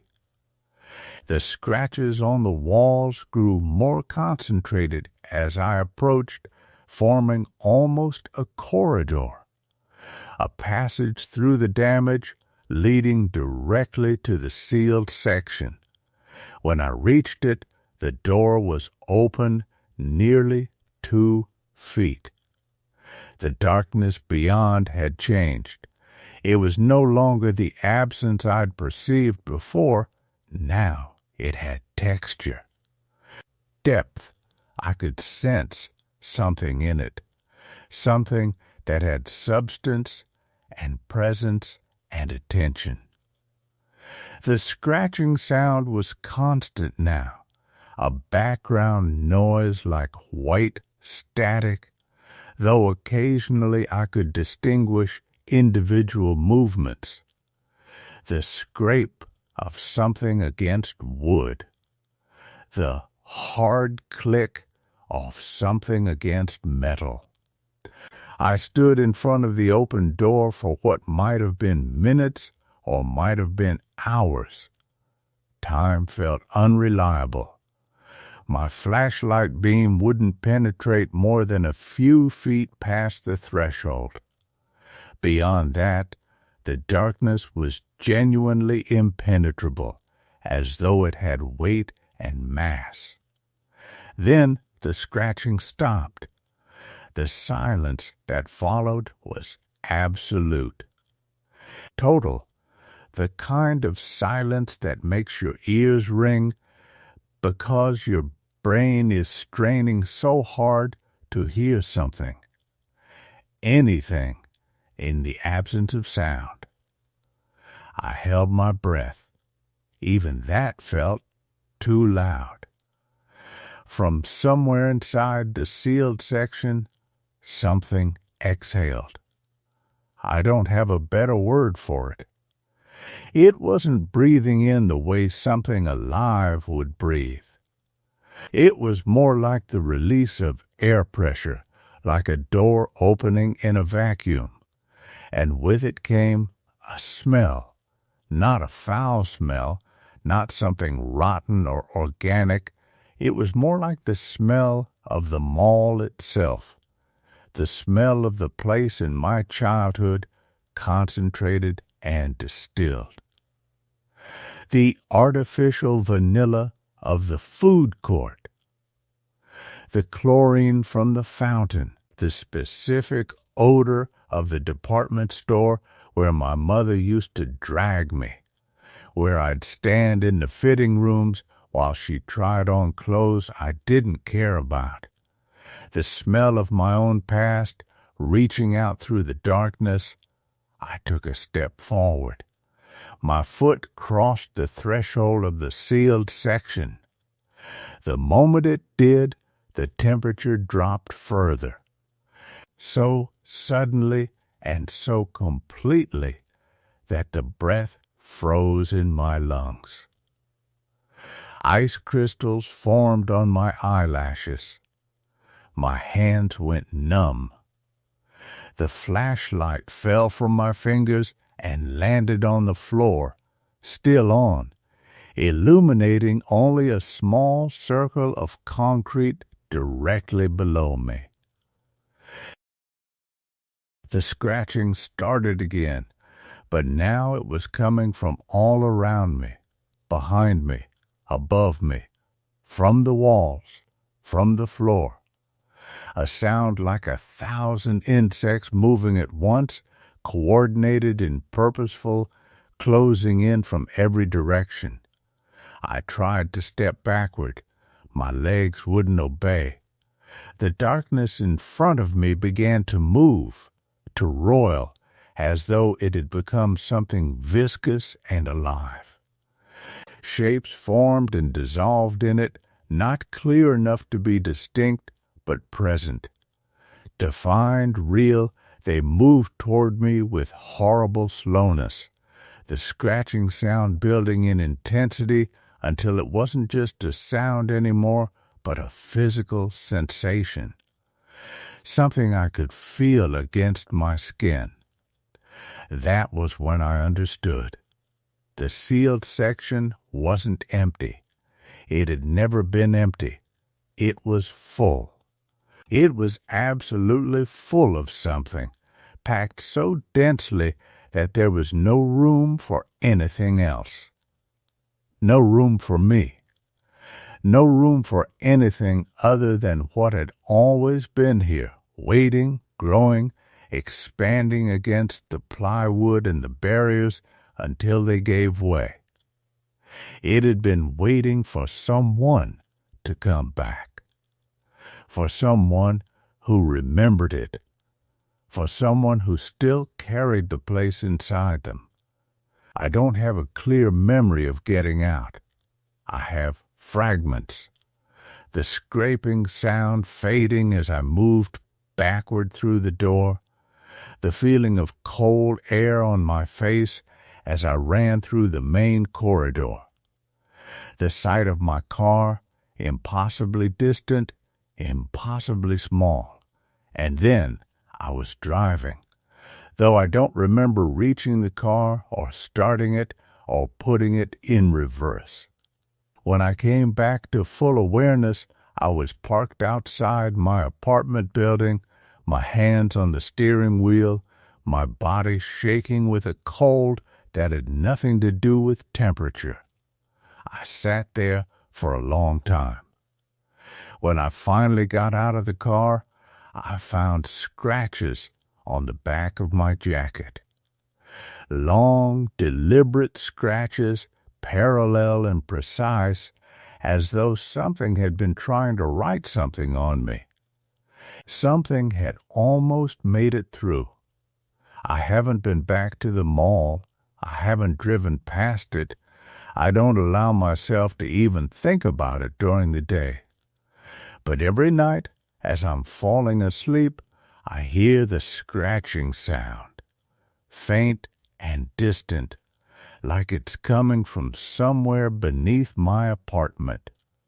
And sometimes I find myself with my car keys in my hand, standing by the door, with almost no memory of how I got there.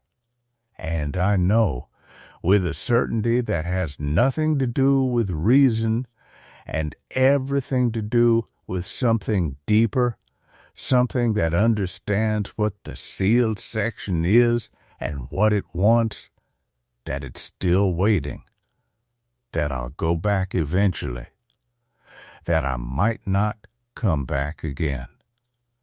And the worst part is, I'm not entirely sure I want to avoid it anymore. Hashtag Part 4, Aftermath the first week, was about convincing myself that what happened in the sealed section existed only in my mind. Extreme stress can do that, create elaborate memories that feel absolutely real. I'd read about it. I understood the neuroscience. The brain under duress constructs narratives, fills in blanks, generates sensory experiences that never occurred. Adrenaline does strange things. The cold, the darkness, the accumulated weight of returning to a place I'd tried to forget, it was all explainable. Rationality was there, waiting, ready to reclaim the narrative. I went back to work. I answered emails. I made coffee the same way I'd made it 100 times before. I told myself that each ordinary moment was a small victory, a brick in the wall separating me from that night. My hands slowly stopped shaking. I began to sleep through entire nights without waking. By the second week, I'd almost convinced myself it worked. The scratching came back on day 9. Not in my apartment, not in the car, but embedded in my waking thoughts, faint enough that I could persuade myself it was tinnitus, white noise from a neighbor's appliance, the sound of wind in the building's ventilation system. I could rationalize each instance as it occurred. The human mind is extraordinarily skilled at finding explanations for things that shouldn't exist. We are masters of dismissal. But there's a difference between what you convince yourself to believe and what you actually know. I bought groceries. I watched television. I had coffee with a coworker named Jordan who talked about a new apartment they were considering, and I found myself unable to focus on anything except the strange way the light was hitting the cafe's window, how it seemed to pool in corners, how the shadows beneath the tables appeared deeper than they should have been. Jordan asked if I was okay. I said yes and meant it, even though something in my chest had started keeping time to a rhythm I couldn't quite hear. The scratches on my jacket had faded to pale lines by the end of the first week. By the second week, they were barely visible, just faint traces on black fabric that could have been anything. Were marks. A trick of the light. I tried throwing the jacket away twice. Both times I found myself fishing it out of the trash and hanging it carefully in my closet. Some part of me wanted to keep the evidence. Some part of me wanted to remember that it had been real. I started researching the mall's history more seriously. Not obsessively, I told myself it was academic curiosity, intellectual closure. I found old photographs online. The mall in its glory, early 1990s, all gleaming tile and food court crowds, teenagers moving through corridors that felt infinite and full of promise. The mall in decline, late 2000s, with shuttered storefronts and dwindling foot traffic. The mall abandoned, windows papered over, chain-link fence erected around the parking lot, nature slowly beginning its patient work of reclamation. I found an archived newspaper article from 2003, back when talk of renovation was still possible. A structural engineer had been quoted commenting on the building's integrity. Sealed sections of the mall remain, he'd written, for safety reasons related to environmental contamination and structural compromise in certain wing areas. These sections are monitored but not maintained. Monitored, the word kept rotating in my mind. By whom? For what? How do you monitor a sealed section that no one is allowed to enter? I found myself driving past the mall on a Thursday afternoon, telling myself it was coincidence, that I was simply going a different route home from work. The chain-link fence was still there. The windows were still papered. The parking lot was empty except for drifts of leaves and the skeletal remains of a shopping cart lying on its side like something that had died. I didn't stop. I didn't even slow down. But I could feel it as I passed, that attentiveness, that sense of recognition, like something inside the building had registered my presence and noted my location and marked the distance between us. Felt me move away and registered the direction I'd gone. By the third week, the scratching had become almost musical, a rhythm underneath the rhythms of normal life. I heard it in the sound of leaves against my window, in the hum of my refrigerator at 3 a.m, in the pattern of my own footsteps as I walked through grocery store aisles, past families and couples and groups of friends, all of them existing in a world that felt increasingly insubstantial compared to the solidity of that sound. I stopped going to the places I usually frequented, coffee shops, the gym, the bookstore where I'd spent hours on weekend afternoons, not because I was afraid of those places, but because being around people had started to feel like a lie. They were all still living in the before time, still operating under the assumption that the world was mostly comprehensible. I envied them, and I couldn't stand to see them. Instead, I found myself eating at home, working from home when I could, taking walks at times when most people were asleep, moving through empty streets under the sodium-colored light of street lamps. There was a peace in those hours, a clarity. The world became simpler when no one was in it. By the fourth week, I'd accepted that something had changed, and that the change was permanent. Not in an obvious way. No one at work commented on anything different about me. I still performed my job adequately. I still paid my bills. I still had a functioning life, just as I had before. But underneath all of it, a parallel awareness had taken root and was slowly growing deeper. A second attention, always watching, always listening for that specific sound. I kept my apartment very clean. I couldn't explain why this felt important, but it did. I dusted regularly. I changed my sheets weekly. I organized my closet so that everything hung in a specific order. It was ritual without being religious, practice without purpose.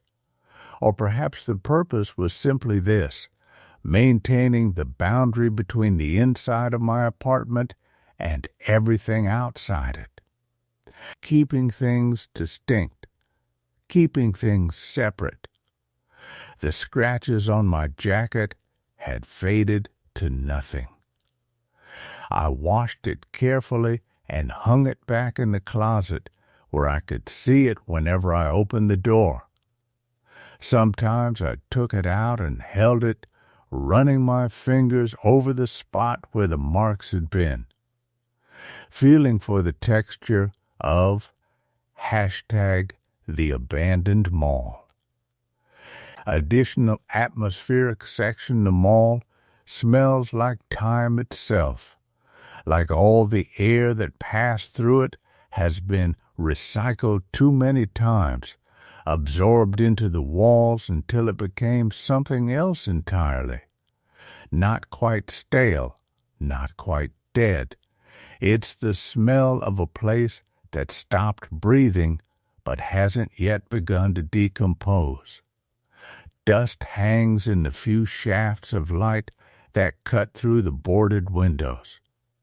and those beams seem almost solid, suspended like glass rods in the darkness. I've learned not to walk through them directly. There's something about disturbing those columns of light that feels wrong. They've been there longer than I have. They deserve to remain undisturbed. The flooring is what gets to me most. Linoleum once, probably. Though now it's buckled and cracked into a landscape of small mountains and valleys. Water damage has swollen the tiles into waves, some regions still glossy with moisture even though it hasn't rained in weeks. My footsteps don't echo the way they should. The sound gets absorbed by the warped surface, by the layers of sediment that have accumulated in the grooves, by 30 years of slow entropy. Sometimes I stop mid-walk just to listen to what little sound my movement makes. It's barely a whisper. It's the sound of someone trying not to be heard. The storefronts blur together into one continuous decay. What used to be the food court still has its signage, faded plastic panels that listed items I can no longer quite read. The letters have faded to gray ghosts of themselves. There's a faint smell coming from that direction, though I don't investigate it anymore. Early on, I did. I found the source, a vending machine, still standing in its corner, its window clouded with condensation that's been locked inside for years. The items within have transformed into something archaeological. I don't know what they were. I don't need to know. The escalators are perhaps the most unsettling features of the entire structure. They lead to the second floor where I spent less and less time.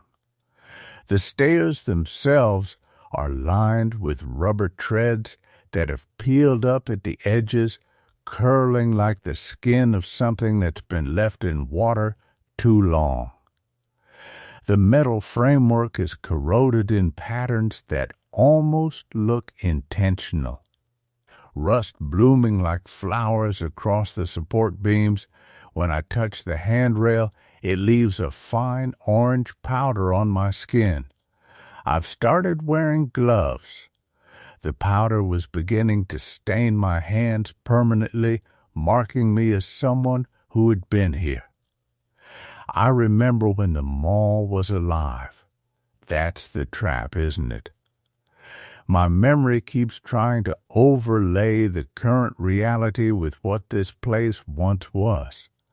I'll be walking past what used to be the anchor store at the south end, and for just a moment, I'll smell the perfume counter. For a moment, I'll hear the soft murmur of the fountain that stood in the center of the corridor. For a moment, the lights seem brighter. Then it passes, and I'm back in the gray silence, and the discordance between memory and present is almost physically painful. It's easier not to remember, but I can't help it. The place demands that I do. The bathrooms are where the isolation becomes most acute. The fluorescent panels above have mostly burned out, leaving sections of complete darkness punctuated by occasional functioning lights. The contrast is disorienting. Some tiles are missing from the walls, revealing the hollow space beneath. The mirrors are cracked in webs that suggest violence, though nothing violent happened here. Time did this. Slow, patient time. I don't look at myself in those mirrors anymore. There's always a moment before I glance away where I'm not entirely sure who's looking back. One of the storefronts still has its gate partially down, metal mesh that stopped halfway in its descent and never continued. It's created a kind of triangular opening. I can see the shop's interior from here, empty display cases, a counter with nothing behind it, a door to a back room that hangs open just enough to suggest there's something in there. I've never gone through that gate. Something about it feels different from the rest of the mall. It feels like a threshold I shouldn't cross. The darkness beyond that partially lowered gate is thicker. It has weight. It has intention. The water stains on the ceiling tell stories if you know how to read them. There are rings, like tree growth patterns, indicating years of varying degrees of moisture. Some sections show dark mold blooms that have dried and retreated, leaving permanent marks. One area near the center of the upper mall is so compromised that you can see into the space above, a glimpse of the original structure, of the bones beneath the skin. I found a book up there once. It had fallen through a hole, and I found it lying on the corridor floor. Its pages swollen beyond recognition. I left it there. Some things don't want to be salvaged.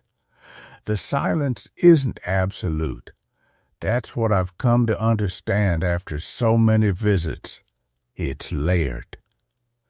There's the basic silence that fills the space most of the time. The absence of sound that feels almost like a presence itself. But beneath that is a second silence made up of the building's tiny sounds, the settling of structure, the whisper of air moving through gaps, the occasional creak of metal expanding and contracting with temperature changes. There's also, occasionally, a sound I can't identify. It might be water running through pipes. It might be something else. It comes from different parts of the building. It never lasts long. I've stopped trying to locate its source. The lighting situation defines how I experience each section of the mall. Some areas retain enough functional bulbs that a deterioration is starkly visible. You can see every crack, every stain, every piece of abandonment in stark detail. These areas feel worse somehow than the sections where darkness has taken over completely. There's something almost merciful about the sections where I can barely see. In those places, the mall exists partially as a physical structure and partially as memory and imagination. My mind fills in the blanks, and sometimes what it fills them with is easier to bear than what's actually there. The boutique corridor, the section that once housed smaller specialty shops, has taken on a different quality over time. The storefronts here are smaller, more intimate. Many still have their interior lighting intact, which creates a strange effect. The shops glow from within, empty and lifeless, like terrariums with no inhabitants. It's worse than complete darkness. It's like looking at a perfectly preserved diorama of human life after all the humans have been removed. I walk through this section quickly now. I don't allow my eyes to linger on any particular storefront for too long. There's a peculiar psychological vertigo that comes from examining these empty spaces for extended periods. It starts to feel like an accusation. The air itself has texture. On humid nights, it feels thick, almost gelatinous.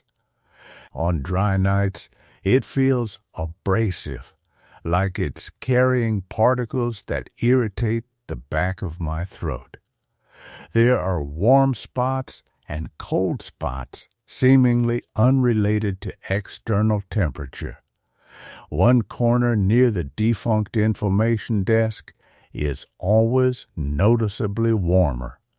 Another section near the eastern wall maintains a chill regardless of season. I've never tried to explain these variations. Some things in this place don't need explaining. They just are.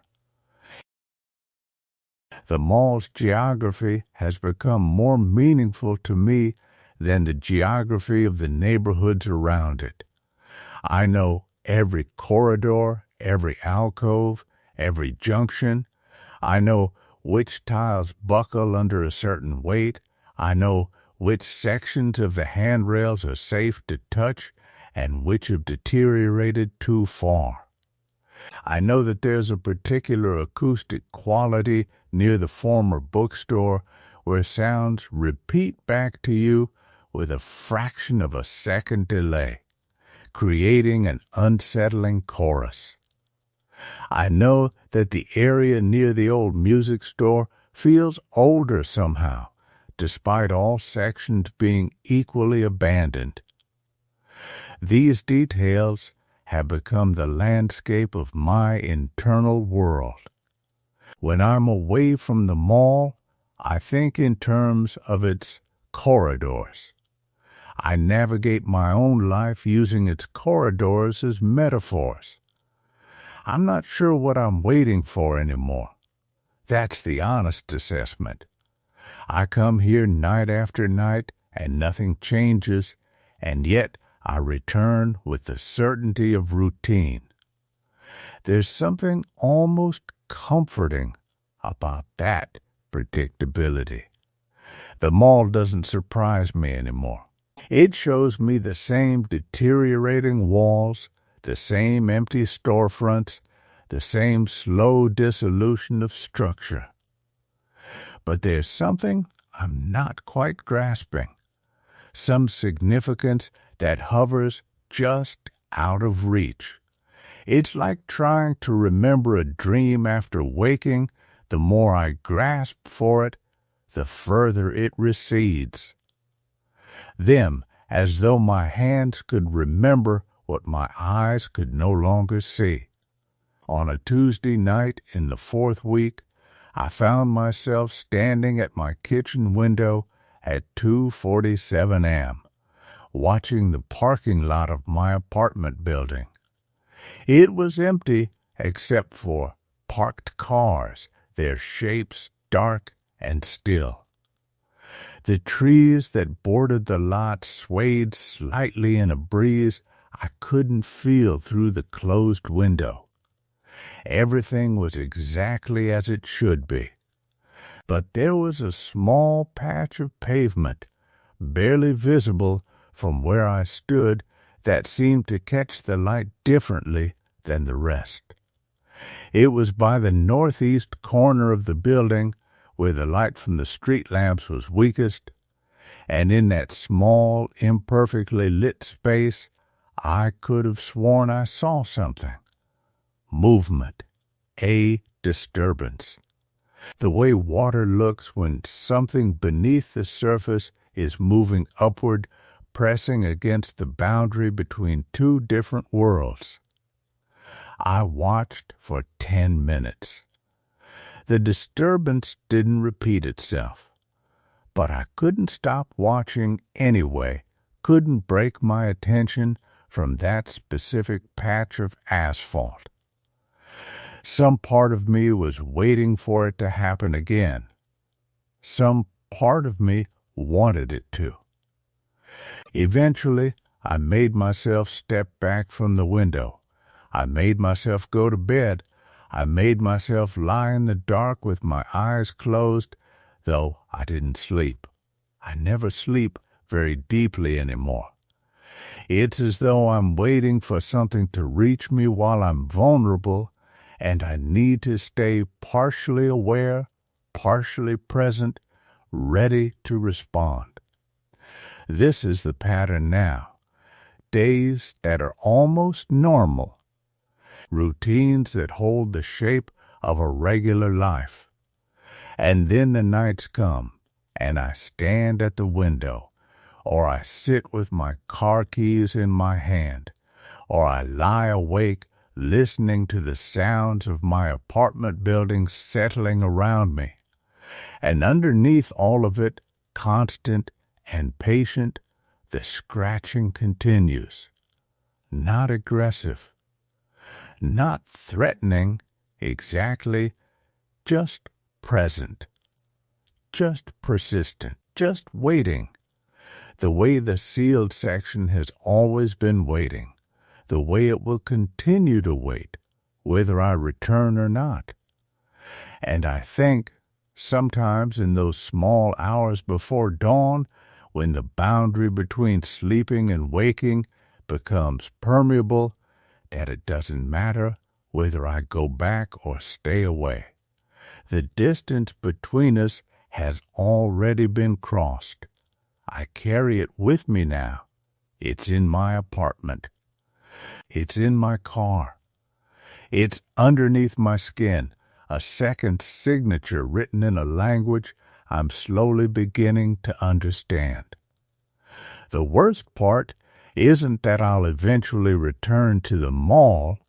The worst part is that I'm no longer entirely sure the sealed section isn't already here. That it wasn't following me home that night, moving through the darkness like something patient and ancient and hungry. That it isn't settling into the small spaces of my life right now, behind the walls, beneath the floors, in the corners where the light doesn't quite reach, and that I'm no longer sure which me is writing this, and which me is waiting for me to finish writing so that the other me can finally rest. Story 3. The road that takes me home was demolished years ago. The highway smelled like wet earth and something fermented. The kind of green smell that happens when asphalt hasn't seen a car in a long time. I noticed it the moment I turned onto the exit, that particular density in the air that tells you a place has been left alone to remember itself. I hadn't driven this route in 7 years, maybe 8.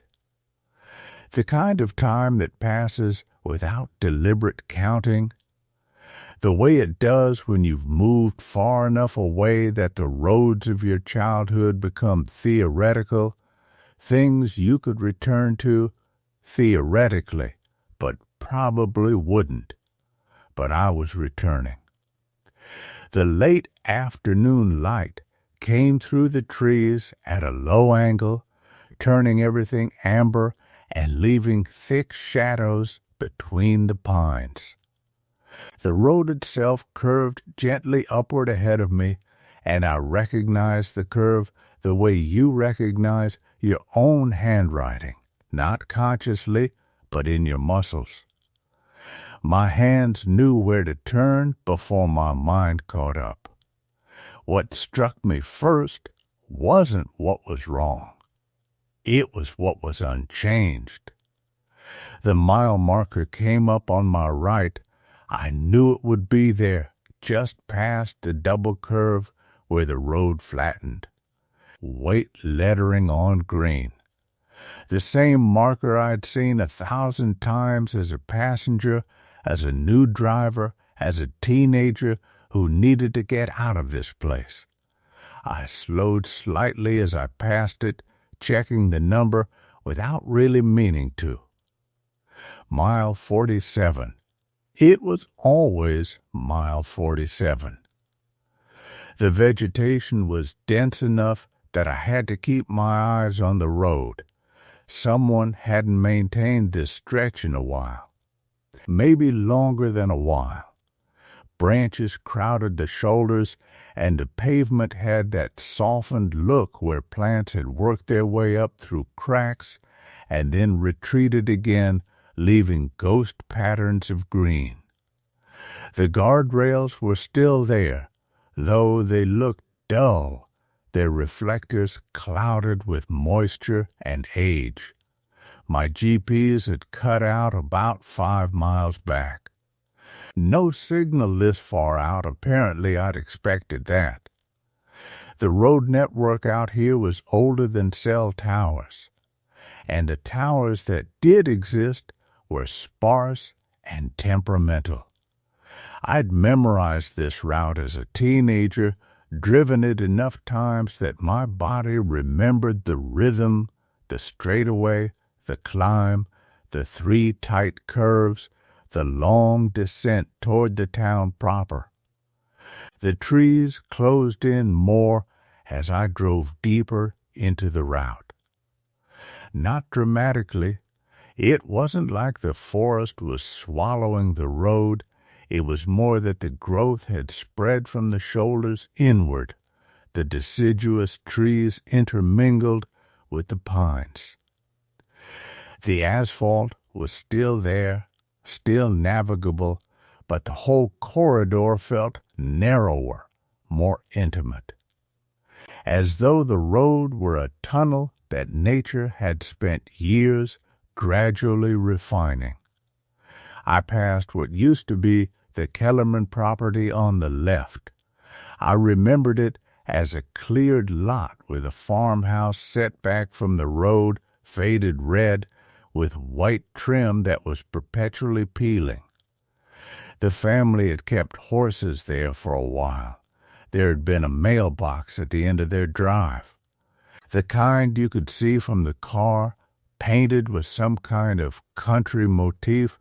I couldn't quite conjure the details, only the impression of it. The lot was still mostly cleared, but something had changed. The trees had grown back in, yes, but there was something else. The vegetation felt deliberate, arranged, as though it had been placed rather than simply colonized. I slowed the car to look more carefully. That's when I noticed the house was still standing. I could only see part of it through the undergrowth, but the shape was unmistakable. A peaked roof. The skeleton of a structure that had survived whatever time had done to this road. The mailbox was still there, too, just visible at the end of what used to be a driveway, but was now barely distinguishable from the surrounding overgrowth. From this distance and speed, I couldn't read it. But I had a sudden, distinct memory of a girl my age, maybe a year younger, swinging open that mailbox on her way to catch the school bus. The Kellermans had moved away. I was almost certain they had moved away or something had happened to that house. This was not a maintained property. And yet, I drove on, and the feeling settled into my shoulders like something I'd been carrying all day. The road climbed as I expected it to. The curves came in their familiar sequence. The second curve was tighter than the others, and there was a tree, a massive birch with white bark that stood on the inner radius of the turn.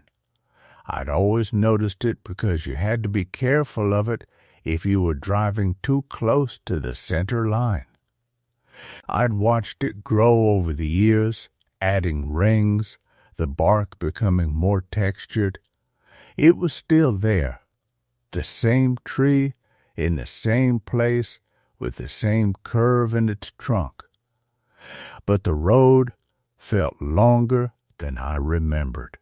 Not dramatically longer, nothing that would have shocked me if I'd been paying attention to the time. But there was a quality of distance that didn't match the geography in my head. The landmarks, the mile marker, the Kellerman house, the birch tree were all in the right place relative to each other, but the space between them seemed to have expanded slightly, as though someone had carefully stretched the road without altering the specific points along it.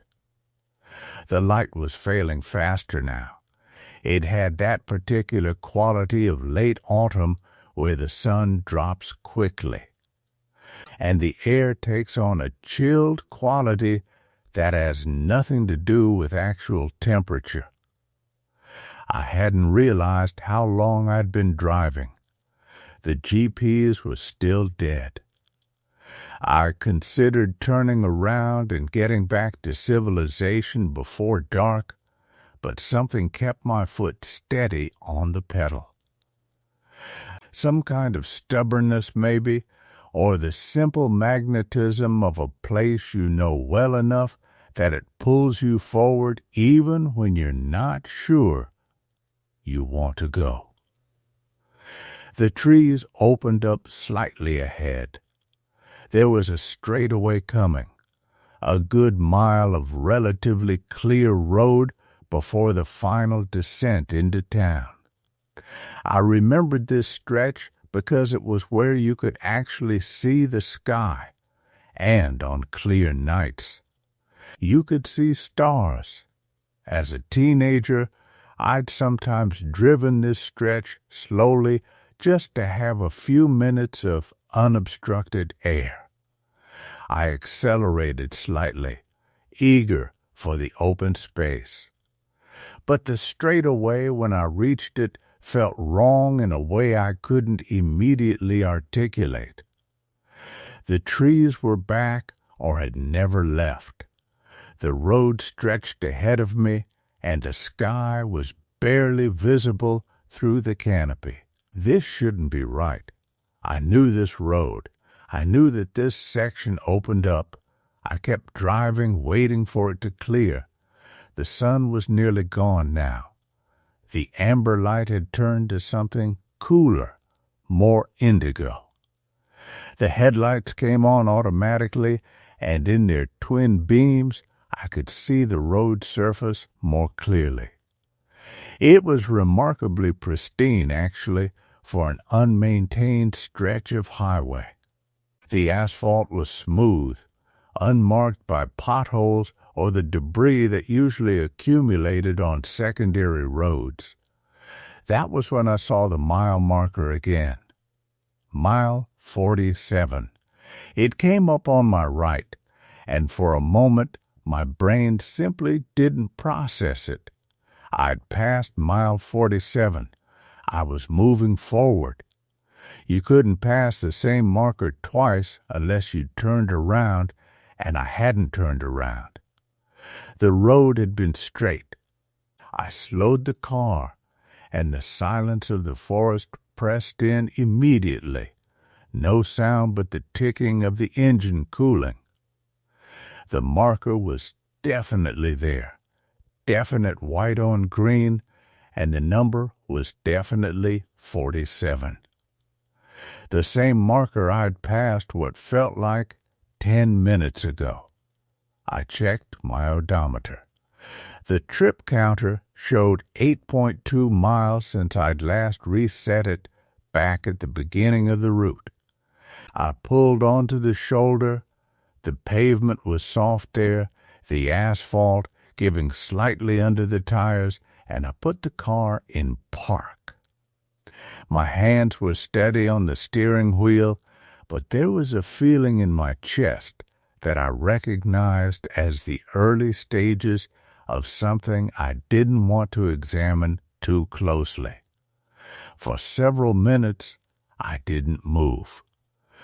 I sat with the headlights illuminating the road ahead, watching the way the asphalt stretched into darkness, the mile marker visible in the left side of my vision, exactly where it had been the first time I'd noticed it. The radio was still off. I'd turned it off hours ago when I'd left the city, wanting quiet for the drive. The silence was nearly complete, just the sound of my own breathing and the occasional creak of the car settling on the soft shoulder. I reached down to my phone, but of course there was still no signal. I'd been expecting that, but the gesture felt necessary anyway, a small motion toward verification. As if proving the lack of connection to the outside world might somehow clarify the problem with a connection to reality in front of me. I looked at the car's information display. The date in the lower corner read correctly. I checked it against my phone, and they matched. Today's date, the current year. Everything normal, except for the impossible mile marker and the road that had somehow looped itself without my noticing the turn. For a moment, I considered the possibility that I'd simply gotten confused, that maybe I'd turned around without realizing it, that I was actually heading back the way I came, and I'd somehow miscounted the distance. It was possible. It was rational. It was the kind of thing that could happen to anyone paying insufficient attention to their navigation. But I'd felt the road climb. I knew I was moving forward and upward toward the summit and the descent to town. I shifted back into drive and pulled slowly back onto the pavement, moving forward again. Toward what? I wasn't entirely sure anymore. The trees swallowed the headlight beams. The mile marker receded behind me. And in front, the road curved, and the darkness was complete, and the only sound was the quiet hum of an engine carrying me deeper into a geography that was beginning to feel like it had rules I didn't understand. I kept driving because turning back felt even less certain. The gas gauge showed 3/4 full, which was wrong. I distinctly remembered watching it drop as I'd climbed the mountain road. The needle had been somewhere below the halfway mark when I'd first noticed the repeating mile marker. I was certain of it. I tapped the display. The number didn't change. 3/4 full. Beneath it, the estimated range showed 287 miles. When I'd left the city, when was that now? 3 hours ago? 4? The range had shown 312. I did the math in my head while the road curved beneath my tires, and the numbers refused to cooperate. The headlights caught something pale ahead. Not an animal. Too large, too geometric. I eased off the accelerator and watched it resolve as I drew closer. A mailbox. It stood alone beside the road, weathered white paint flaking in long strips. The post it was mounted on tilted slightly leftward. There was no driveway, no house set back in the trees, no indication that anything lived here. Just the mailbox and the forest pressing in on all sides, reclaiming the small clearing that this object suggested had once existed. I slowed to a crawl. The mailbox had no number on it, no name. As I passed, I could see inside, the small door hanging open, revealing nothing but darkness within. Empty. And somehow, that felt worse than if it had contained something. I accelerated again. The trees rushed past, and for several minutes I focused entirely on the road itself, on the solid reality of asphalt and the straightforward task of keeping the car centered in my lane.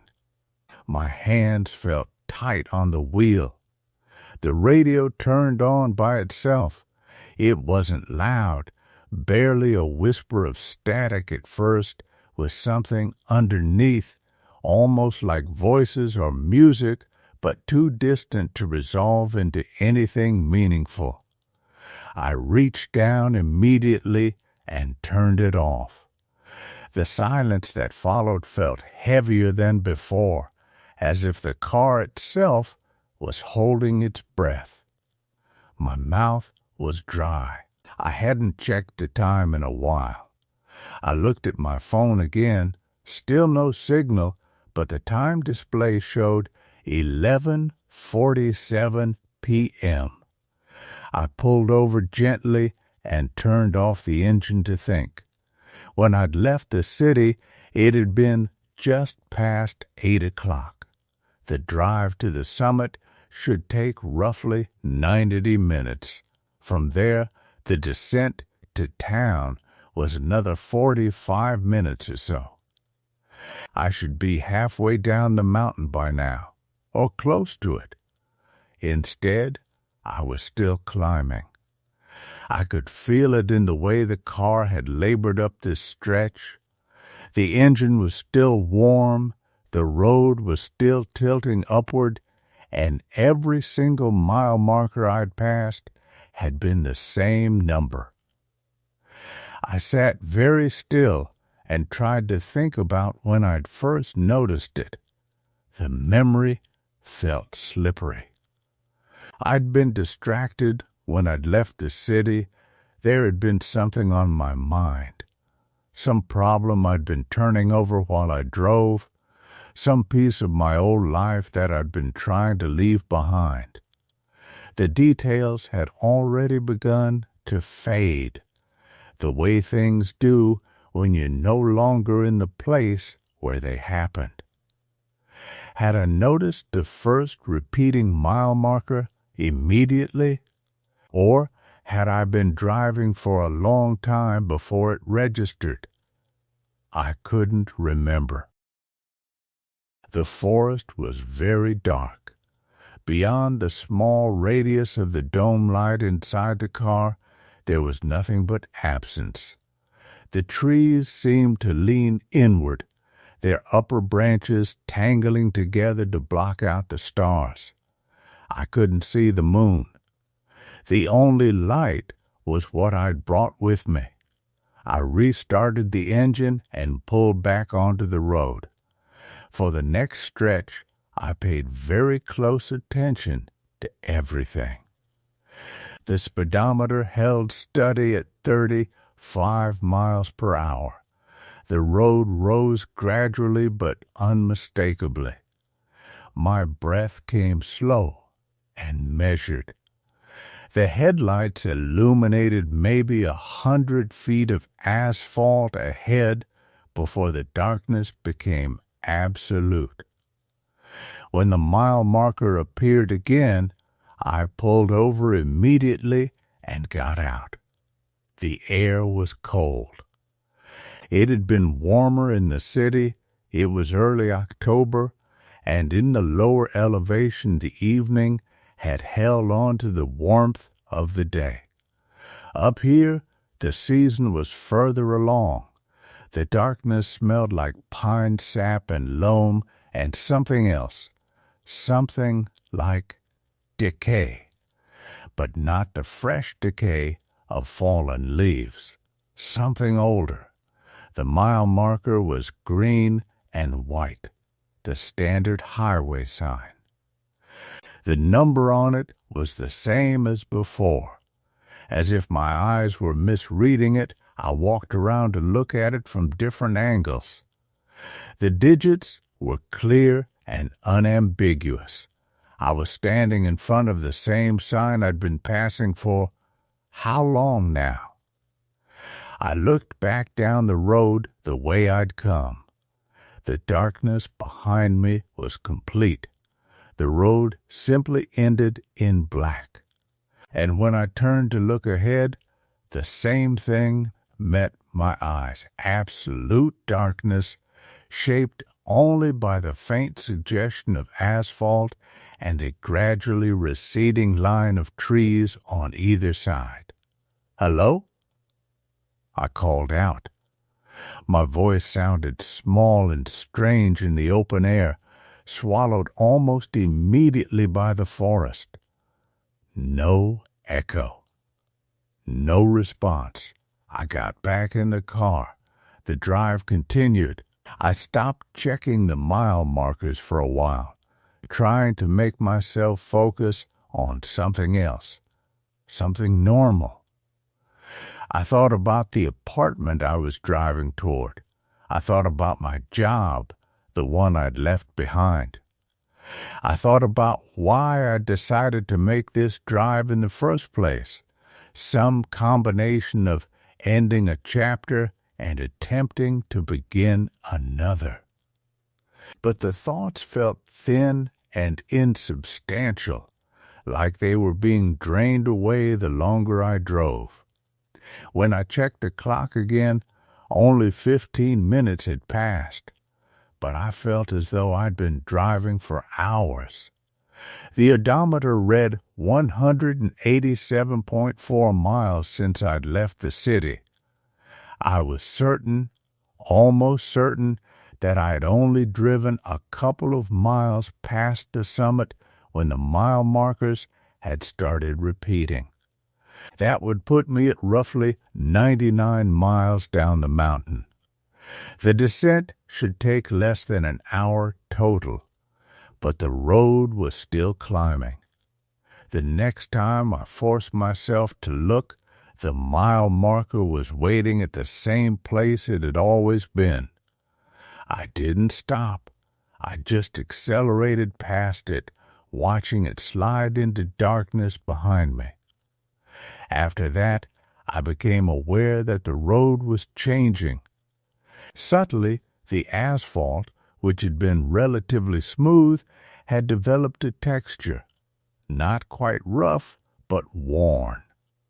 In the beam of my headlights, I could see that it had begun to crack.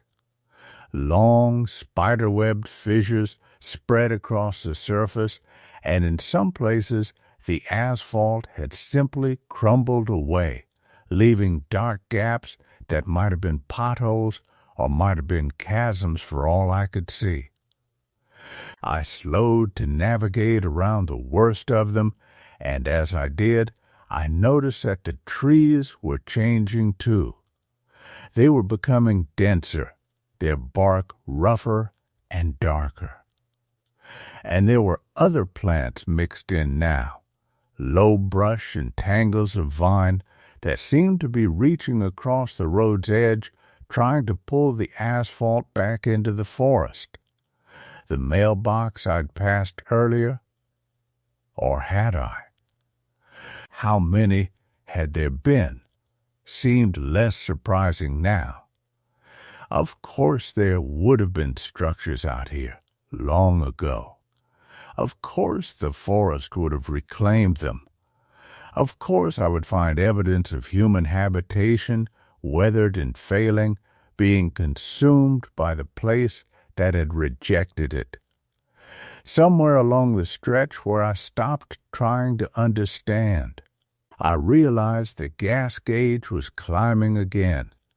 It had been just below a quarter tank the last time I'd looked. Now it showed a full tank. The estimated range read 412 miles. I didn't touch it. I didn't pull over. I simply noted the impossibility and drove on. The radio kept trying to turn itself on. I would reach down and silence it, and several minutes would pass before it whispered back to life. Each time the sound was different. Once it was almost like wind, another time like a conversation happening just too far away to understand. I stopped turning it off and instead turned up the volume, thinking that perhaps I could finally hear what it was trying to say. What came through was noise. Pure, undifferentiated static with something underneath that might have been words, or might have been the sound of distant traffic, or might have been the sound of my own blood moving through my ears. I turned it down again, and the silence returned. My hands were shaking. I gripped the wheel tighter and kept my eyes on the road. The pavement ahead seemed to stretch impossibly long in my headlights. The trees on either side were so tall they seemed to bend the sky. And somewhere far above, in a world that felt very far away now, the night was probably ending. Dawn would come. The sun would rise over ordinary roads where ordinary things happened. But that was a distant thing, a concept that had almost no meaning here. I had been driving upward for a very long time, and I still hadn't reached the summit. The only rational explanation was that I had somehow turned around without noticing. That I was driving back the way I'd come, back toward the city, back to the point where I'd started. But that couldn't be right either, because I could feel the road climbing beneath me, could feel the car's engine working hard against the grade. I was going up. I had to be going up. When the mile marker appeared again, I didn't pull over. I didn't slow down. I just drove past it without looking, and in my rearview mirror, I watched it disappear into the darkness, the same as it always did. The forest pressed in. The asphalt crumbled.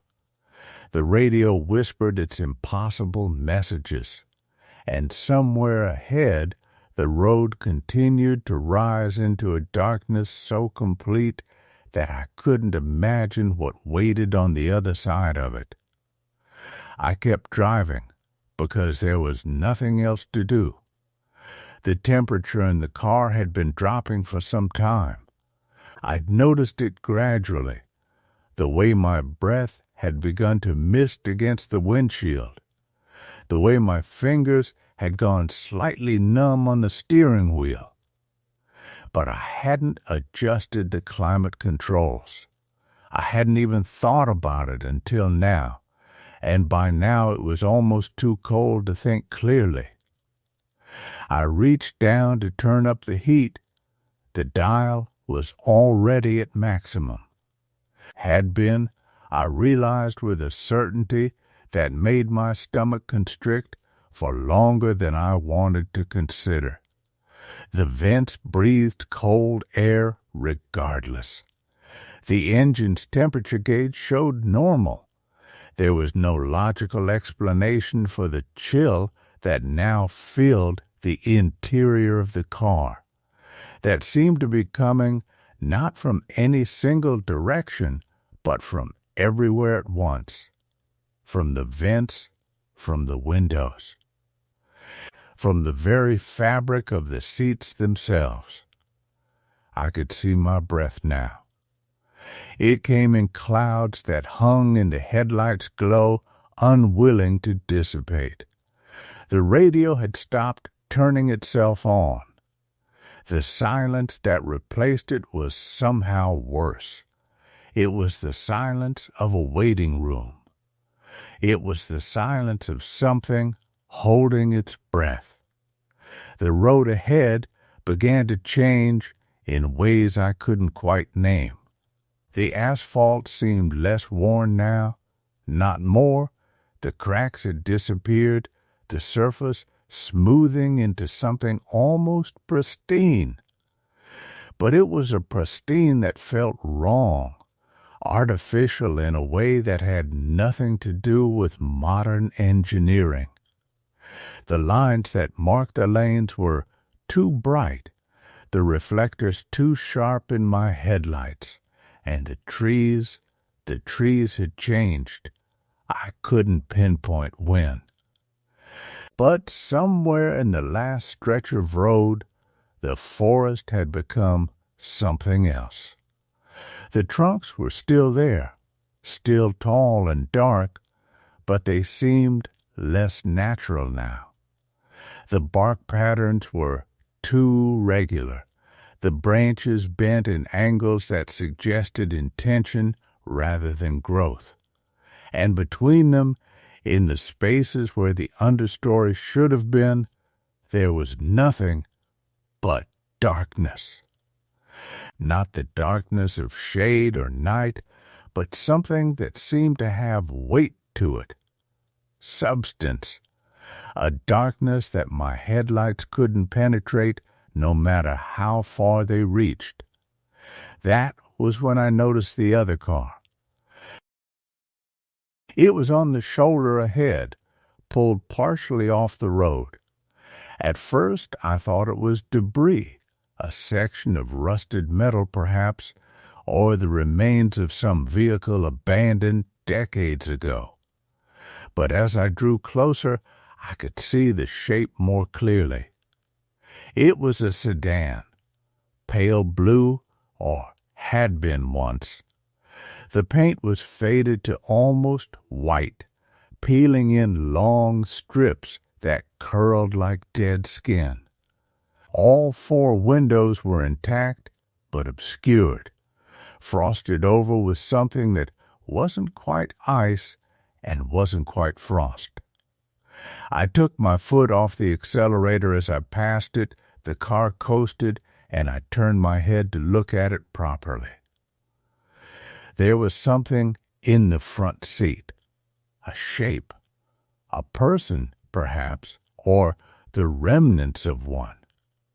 I couldn't look directly at it. My eyes kept sliding away, refusing to focus. But I could see the general outline, the way it was slumped against the driver's side window, the way its posture suggested a kind of surrender, as though whoever or whatever it was had simply given up. I accelerated away from it. The engine roared in response, and the cold in the car seemed to deepen. My hands had gone white on the steering wheel. There would be more, I understood with a clarity that bypassed thought entirely. More cars, more shapes, more evidence of all the people who had driven this road looking for something, a way home, a way out, a way forward. All of them pulling over, all of them waiting, all of them becoming part of the forest the way the vines were slowly consuming the mailboxes, the way the trees were slowly consuming the asphalt. I drove faster.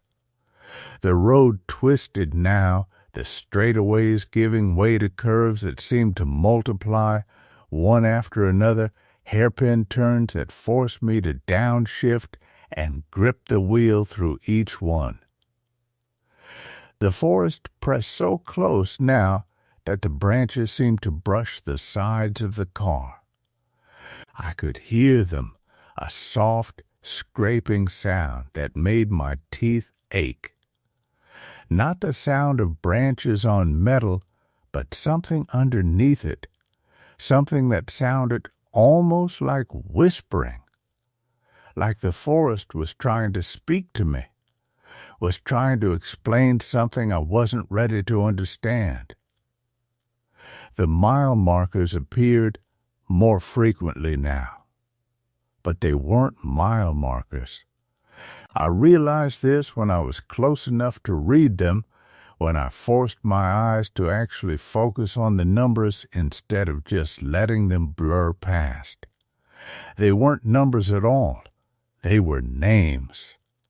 Alex, Sam, Jordan, Casey, Morgan, Riley, Taylor, Drew, Blake, Avery, over and over, the same names cycling through on markers that appeared every quarter mile or so. Each one positioned at a slightly different point along the shoulder, as though marking specific locations, important locations, locations where something had happened or was happening or would happen. I didn't slow down. I couldn't slow down. The car seemed to be driving itself now, my hands on the wheel more out of habit than necessity. The engine had a different pitch, higher, more urgent, as though it had its own understanding of what was at stake. The speedometer read 85 miles per hour and climbing. The road began to rise more steeply. The engine strained. The cold in the car became so intense that I couldn't feel my fingers anymore, couldn't feel the wheel beneath my hands except as a concept. An idea of contact rather than the thing itself. My breath came in gasps, and each breath burned as though I was inhaling something that had been frozen solid. I opened my mouth to scream or shout or do something, anything to break the suffocating pressure of the moment, and what came out instead was a sound I didn't recognize as my own voice. It sounded older. It sounded tired. It sounded like something that had been driving this road for a very long time. The mile marker ahead, the one that read my name, the one I somehow knew would read my name before I was close enough to see it clearly, came into focus in my headlights. And beside it, in the forest where no clearing should have existed, I saw a structure. It was a house, or had been. The walls were the color of old bone, the windows dark and watching. The roof had partially collapsed, but that was secondary to the wrongness of its presence, the absolute impossibility of it being here, in this place at this exact moment, on a road that couldn't exist in a forest that shouldn't be real. And I understood in that moment of terrible clarity that I had been trying to reach it all along, that everyone whose names were marked on those posts had been trying to reach it, that this was where the road took you, if you drove long enough, if you stayed committed to the ascent. This was the destination. This was home. The car didn't slow down. It accelerated instead, and the forest blurred into a smear of shadow and pale bark, and the cold that had filled the interior of the vehicle seemed to be coming from inside my chest now, spreading outward through my limbs, freezing my thoughts before I could fully form them. Ahead, the road curved toward the house that should not exist, the house that I somehow knew I had been living in for so much longer than I wanted to admit. and I realized with a sick, dropping sensation in my stomach that my odometer had reset again. The miles I'd traveled since the beginning, since I'd turned onto this road, believing it would take me home, had vanished. It now read 0. It had always read 0. Hashtag the road that takes Emmy home was demolished years ago. Part 4, I woke in my car in a rest stop parking lot. The sun was up, real sun, yellow and thin and completely ordinary. A digital clock on the dashboard reads 6:47 am. The date was September 14th. I had lost 3 days. The first thing I noticed was that my hands were shaking so badly I couldn't grip the steering wheel. The second thing was the smell. Something acrid and wrong, like burnt plastic mixed with water from a drain. It was coming from the air vents. I turned them off. The smell remained. There was a man walking past my car with a coffee cup.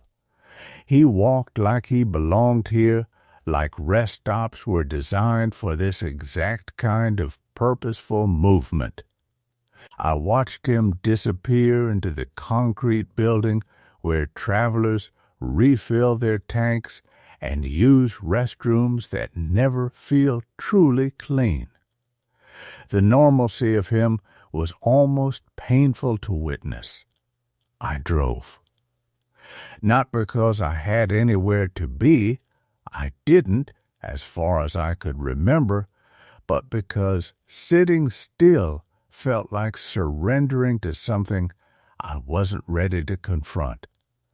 The highway opened up in front of me in both directions. 2 choices, infinitely different.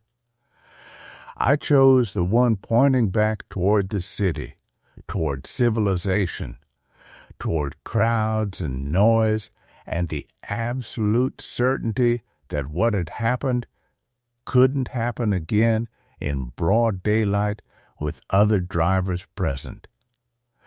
It took me 4 hours to drive back to the place where I'd turned onto that road. I knew exactly where it was.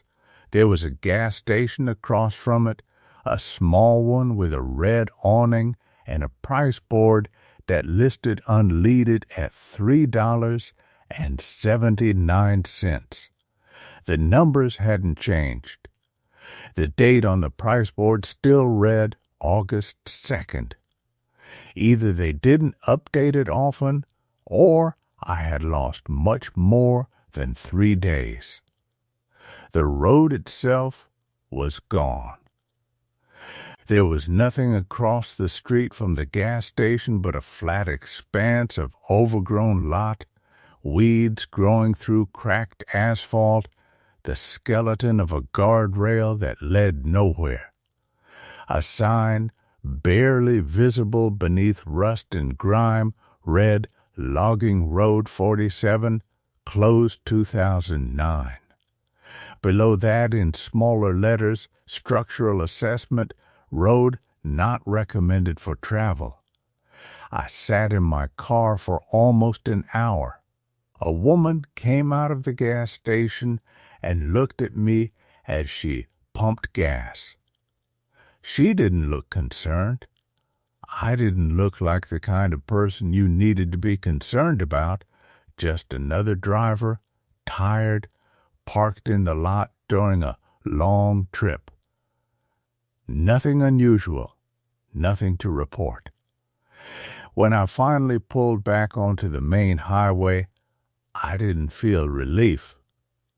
Relief would have implied that something had ended. What I felt instead was the sensation of having woken from a dream where you've been falling. That moment where your body recognizes it's back on solid ground, but can't quite let go of the physics of descent. My apartment was exactly as I'd left it. The coffee mug in the sink was still there, still growing the faint fur of mold. My answering machine blinked with 7 messages, all of them from the same number, someone calling repeatedly over the course of 3 days, hanging up each time without speaking. I didn't recognize the number. I didn't call it back.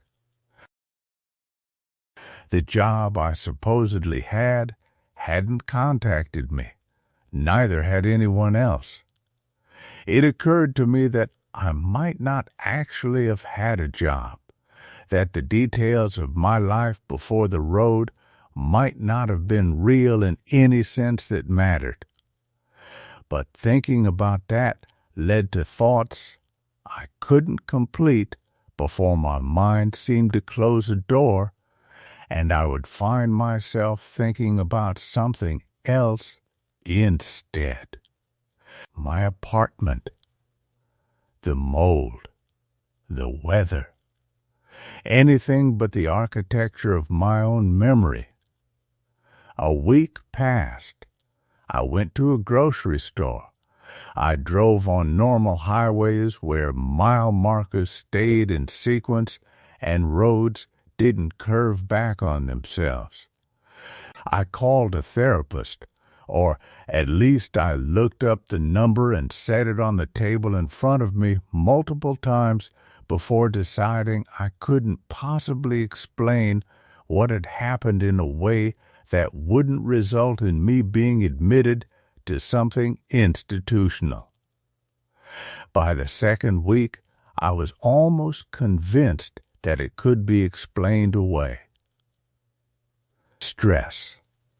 A psychotic break. A fever dream that had felt so real my nervous system had bought into it completely. There were medications for this, treatment protocols, ways to feel normal again. But there were small things that refused to let me forget. I would wake in my car sometimes just to realize I was actually in my bed. The transition was disorienting and happened 3, sometimes 4 times a night. In each instance, I would have no memory of the previous few minutes. Just the sudden snap of waking up to a different location than the one I expected, my heart racing, trying to remember the logic of how I'd gotten from one place to the other. My odometer had reset. I checked it obsessively. The mileage it registered had no relationship to the drives I actually made. I'd drive from my apartment to the grocery store, a 5-mile trip that I'd made dozens of times before. According to my car, it was 23 miles. The next time, it was 0 miles. As though the trip hadn't happened at all, as though no distance had been covered. I started noticing markers in other places. Not mile markers, nothing quite so obvious, but things that had names. A street sign on a corner, Jordan Drive. A storefront with the name Casey's Hardware. A dog park with a hand-painted sign, Raleigh's Run. The names cycled, always the same 8, always positioned at regular intervals, though the intervals no longer made mathematical sense. And the cold. It returned, not in my car, but in specific rooms of my apartment. My bedroom on certain mornings would be so cold I could see my breath, though the thermostat would read 72 degrees and the radiator would be warm to the touch. The bathroom had sections of cold air that seemed to exist in pockets, as though temperature was now something physical, something you could bump up against if you weren't paying attention. I bought a new car. I thought that might help. I chose a different model, a different color, nothing that resembled what I'd been driving. The first time I drove it, the odometer was already blinking, a small red light pulsing like a heartbeat. I pulled over and checked the display. It read 0 miles, even though the car was 5 miles from the dealership. I reset it. It went back to 0 before I'd hashtag "the road that takes me home was demolished years ago," hashtag "extended middle section to detour," took me through county roads I hadn't traveled since childhood. State Route 9 was closed. Construction, the GPS said, so I followed the suggested alternate past the old Brain and Grain facility. The concrete silos still stood, their paint long since surrendered to weather and time. I hadn't thought about that place in years. We used to dare each other to approach it as kids, though I never understood why. There was nothing inherently threatening about grain storage. But abandoned structures have their own language, I think. They speak in the vocabulary of what they've witnessed. The afternoon was beginning its slow surrender to evening. The sky hadn't darkened so much as thinned, that peculiar late September quality where the light becomes sparse and the shadows seem to occupy more space than the illuminated world. I'd taken this drive hundreds of times. Or had I? The landscape was familiar in the way that dreams are familiar. I recognized the general topography, the curve of the road, the way the power lines descended from the north, but the details felt muted, like someone had adjusted the saturation down several degrees. My hands on the steering wheel were steady, but my chest felt tight. I told myself it was hunger. I'd skipped lunch, working through the morning in that distracted, purposeful way that makes you forget time exists. The coffee in my thermos had gone cold hours ago. I took a sip anyway. It tasted like pennies and regret. The road ahead forked. I knew this moment. Left would take me deeper into the county roads, longer, less direct, but scenic in that forgotten infrastructure sort of way. Right would loop back toward the highway. I took left without really deciding to. Some part of me, not the rational mapping part, but something older, wanted to see something, or wanted to confirm that something wasn't there. The trees pressed in more densely here. They'd grown since the last time I'd actually paid attention. Black birches with papery bark hanging in translucent sheets, oaks so old their branches twisted together overhead into a partial canopy. The forest floor was thick with the year's accumulation, leaves from 3 seasons, none of them fully decomposed, just layering into mulch and memory. The smell was earthy and damp, that distinctive scent of slow rot and persistent moisture that no amount of sunshine seems to entirely dispel. I passed a mailbox mounted on a wooden post that leaned at an angle suggesting it had been that way for a very long time. No name visible on it, just rust and the shadows of letters that had been painted on decades ago.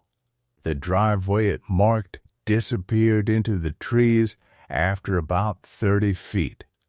I couldn't see a house. There may not have been one anymore. Or there may have been one so far back that the forest had simply decided to keep it. My phone lost signal sometime around mile marker 4. I didn't notice immediately. It was only when I thought to check the time that I realized the icon had vanished. The GPS was still working, but I'd stopped trusting it several minutes prior. The map showed roads that didn't match what I was driving. One route kept insisting I'd passed an intersection that definitely wasn't there.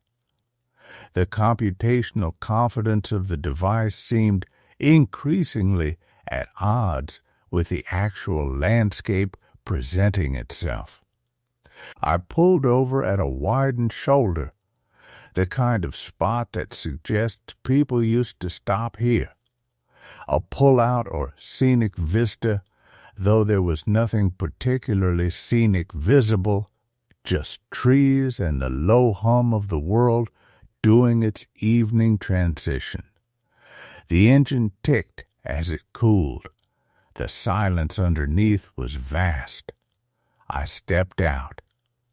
The air was cool in a way that suggested the season was further along than the calendar indicated. October pretending to be June. My breath wasn't visible yet, but I could feel the cold capacity in the air, the potential for it. The ground beneath my feet was soft. My shoes sank slightly into the accumulation of leaves and whatever lay beneath them. There was a structure maybe 50 yards into the trees. I could see it only because the undergrowth wasn't quite as dense there, a clearing that suggested human intervention long enough ago that nature had almost finished reclaiming it. The building itself was difficult to parse. Wooden frame, I thought, weathered to the color of old bone, a roof that sagged in the middle. No windows visible from this angle, or perhaps the windows were there but had been opened so completely that they'd become indistinguishable from the darkness inside. I didn't approach it.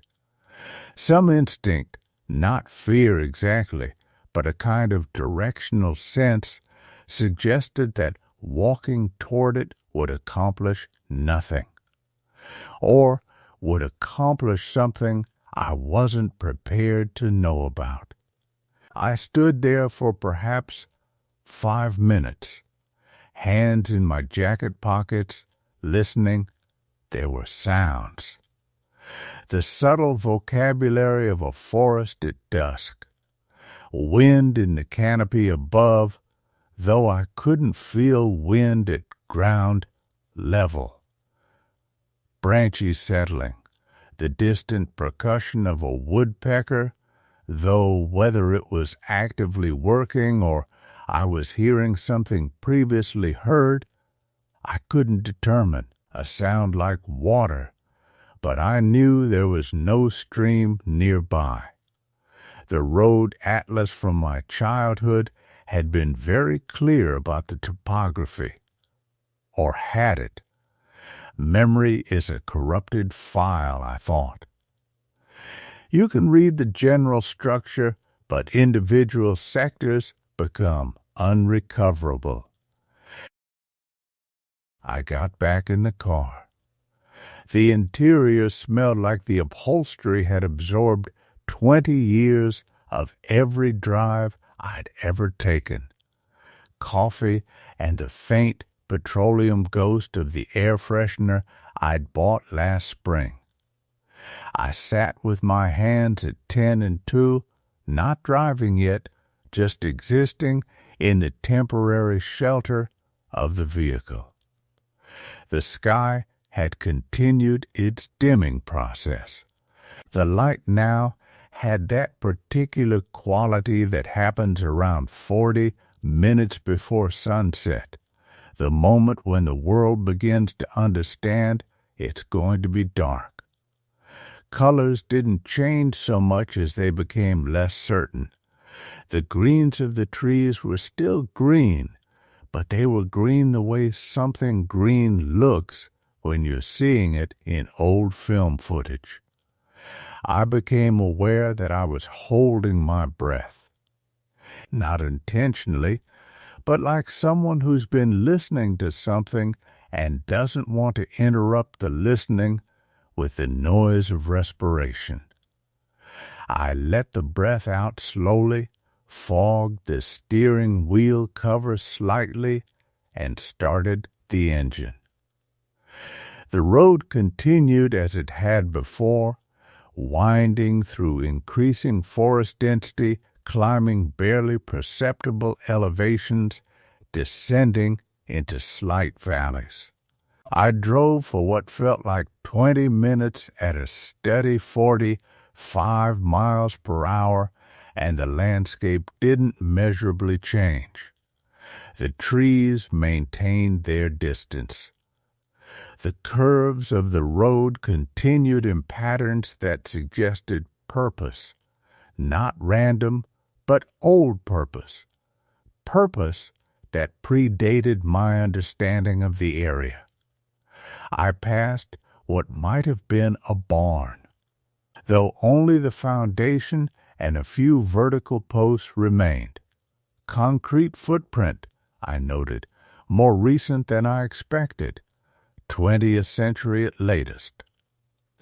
The land around it was slightly sunken in the center, as if the earth had spent decades settling into the absence of what it had once supported. My hands hurt from gripping the steering wheel. I hadn't realized I was tense until I tried to relax and found the muscles in my forearms were tight as rope. I loosened my grip deliberately, shook out my right hand while steering with my left.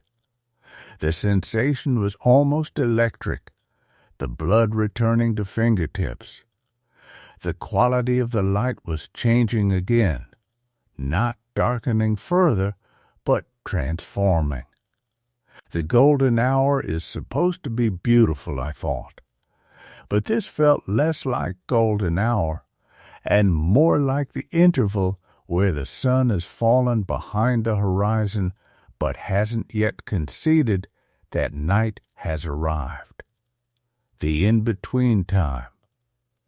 The light at that moment is often grayish and uncertain, as if the world can't quite decide what version of itself it wants to become. I found myself thinking about the concept of a road. Not philosophically, I wasn't in the mood for that sort of abstraction, but practically. What makes a road a road? The pavement, obviously. The markings. The expectation of travel.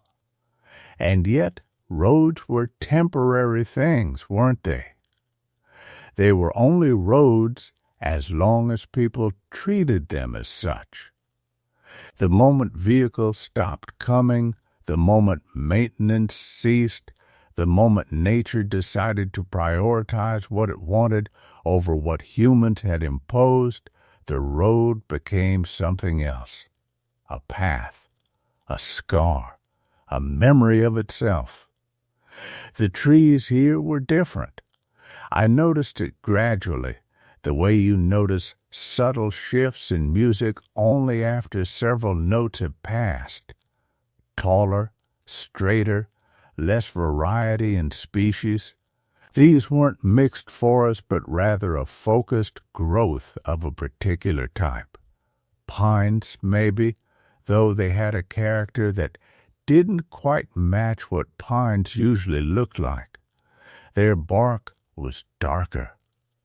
The needles, if they were needles, didn't catch the failing light the way they should have. I became convinced that I'd been driving through sections of forest that had been planted, not wild, not truly abandoned, but cultivated to grow in particular ways according to logics I didn't understand. The thought was somehow more unsettling than if the forest had been actively hostile. The temperature in the car had dropped. I checked the climate control. It was set where I'd left it, but the warmth wasn't distributing evenly. My hands were cold despite the heating vent. My breath had begun to fog again. I thought about turning around.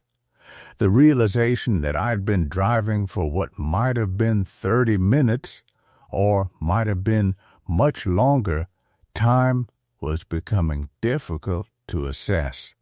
Without seeing anything that corresponded to the roads I knew, struck me with a kind of belated vertigo. But the road continued ahead, and there was no reasonable place to turn the car around. The shoulders were too narrow, the forest too immediate. I would have to keep going until the road widened or turned back on itself, or until I reached wherever it was going. The last light was now concentrated in the western sky, a thin band of orange that seemed very far away.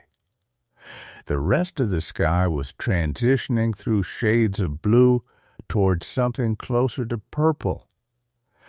Stars would be emerging soon.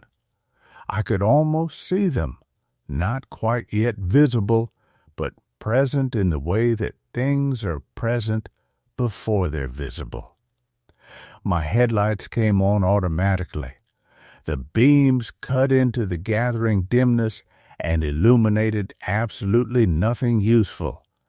Just the gray pavement immediately ahead, the yellow line, the forest walls pressing in. The headlights made the darkness beyond them seem more complete rather than less. I turned off the radio. I'd forgotten it was on. Some local station, the signal weak and intermittent, occasionally interrupted by static that sounded like voices having conversations just outside the range of comprehension. The silence that followed when I switched it off was almost profound. The road ahead curved gently to the right. I followed the curve. The trees impossibly seemed to grow closer, though I knew that was probably just an optical effect created by the diminishing light and the converging perspective. I was not lost. I was going somewhere. The distinction seemed important to maintain. Even merged onto the highway, the road didn't reappear. I drove past the site where it had been dozens of times, hoping to see it, which surprised me because I should have been hoping not to see it. But some part of me understood that the road was the only explanation for what was happening, that finding it again was the only way to understand the rules, to figure out whether what I'd experienced could be broken down into cause and effect, or whether it operated on some principle that had nothing to do with logic or physics or anything resembling the reality I'd grown up believing in.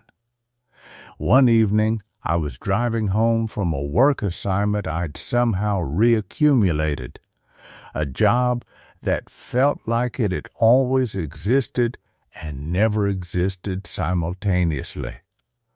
I was on a stretch of highway I didn't recognize, though I'd been driving the same route home for weeks. The sun was setting, and the light had that quality it gets in early autumn, thin and golden and sad. I saw a mile marker, just a regular one. It read mile 47. Nothing unusual about that. They were everywhere.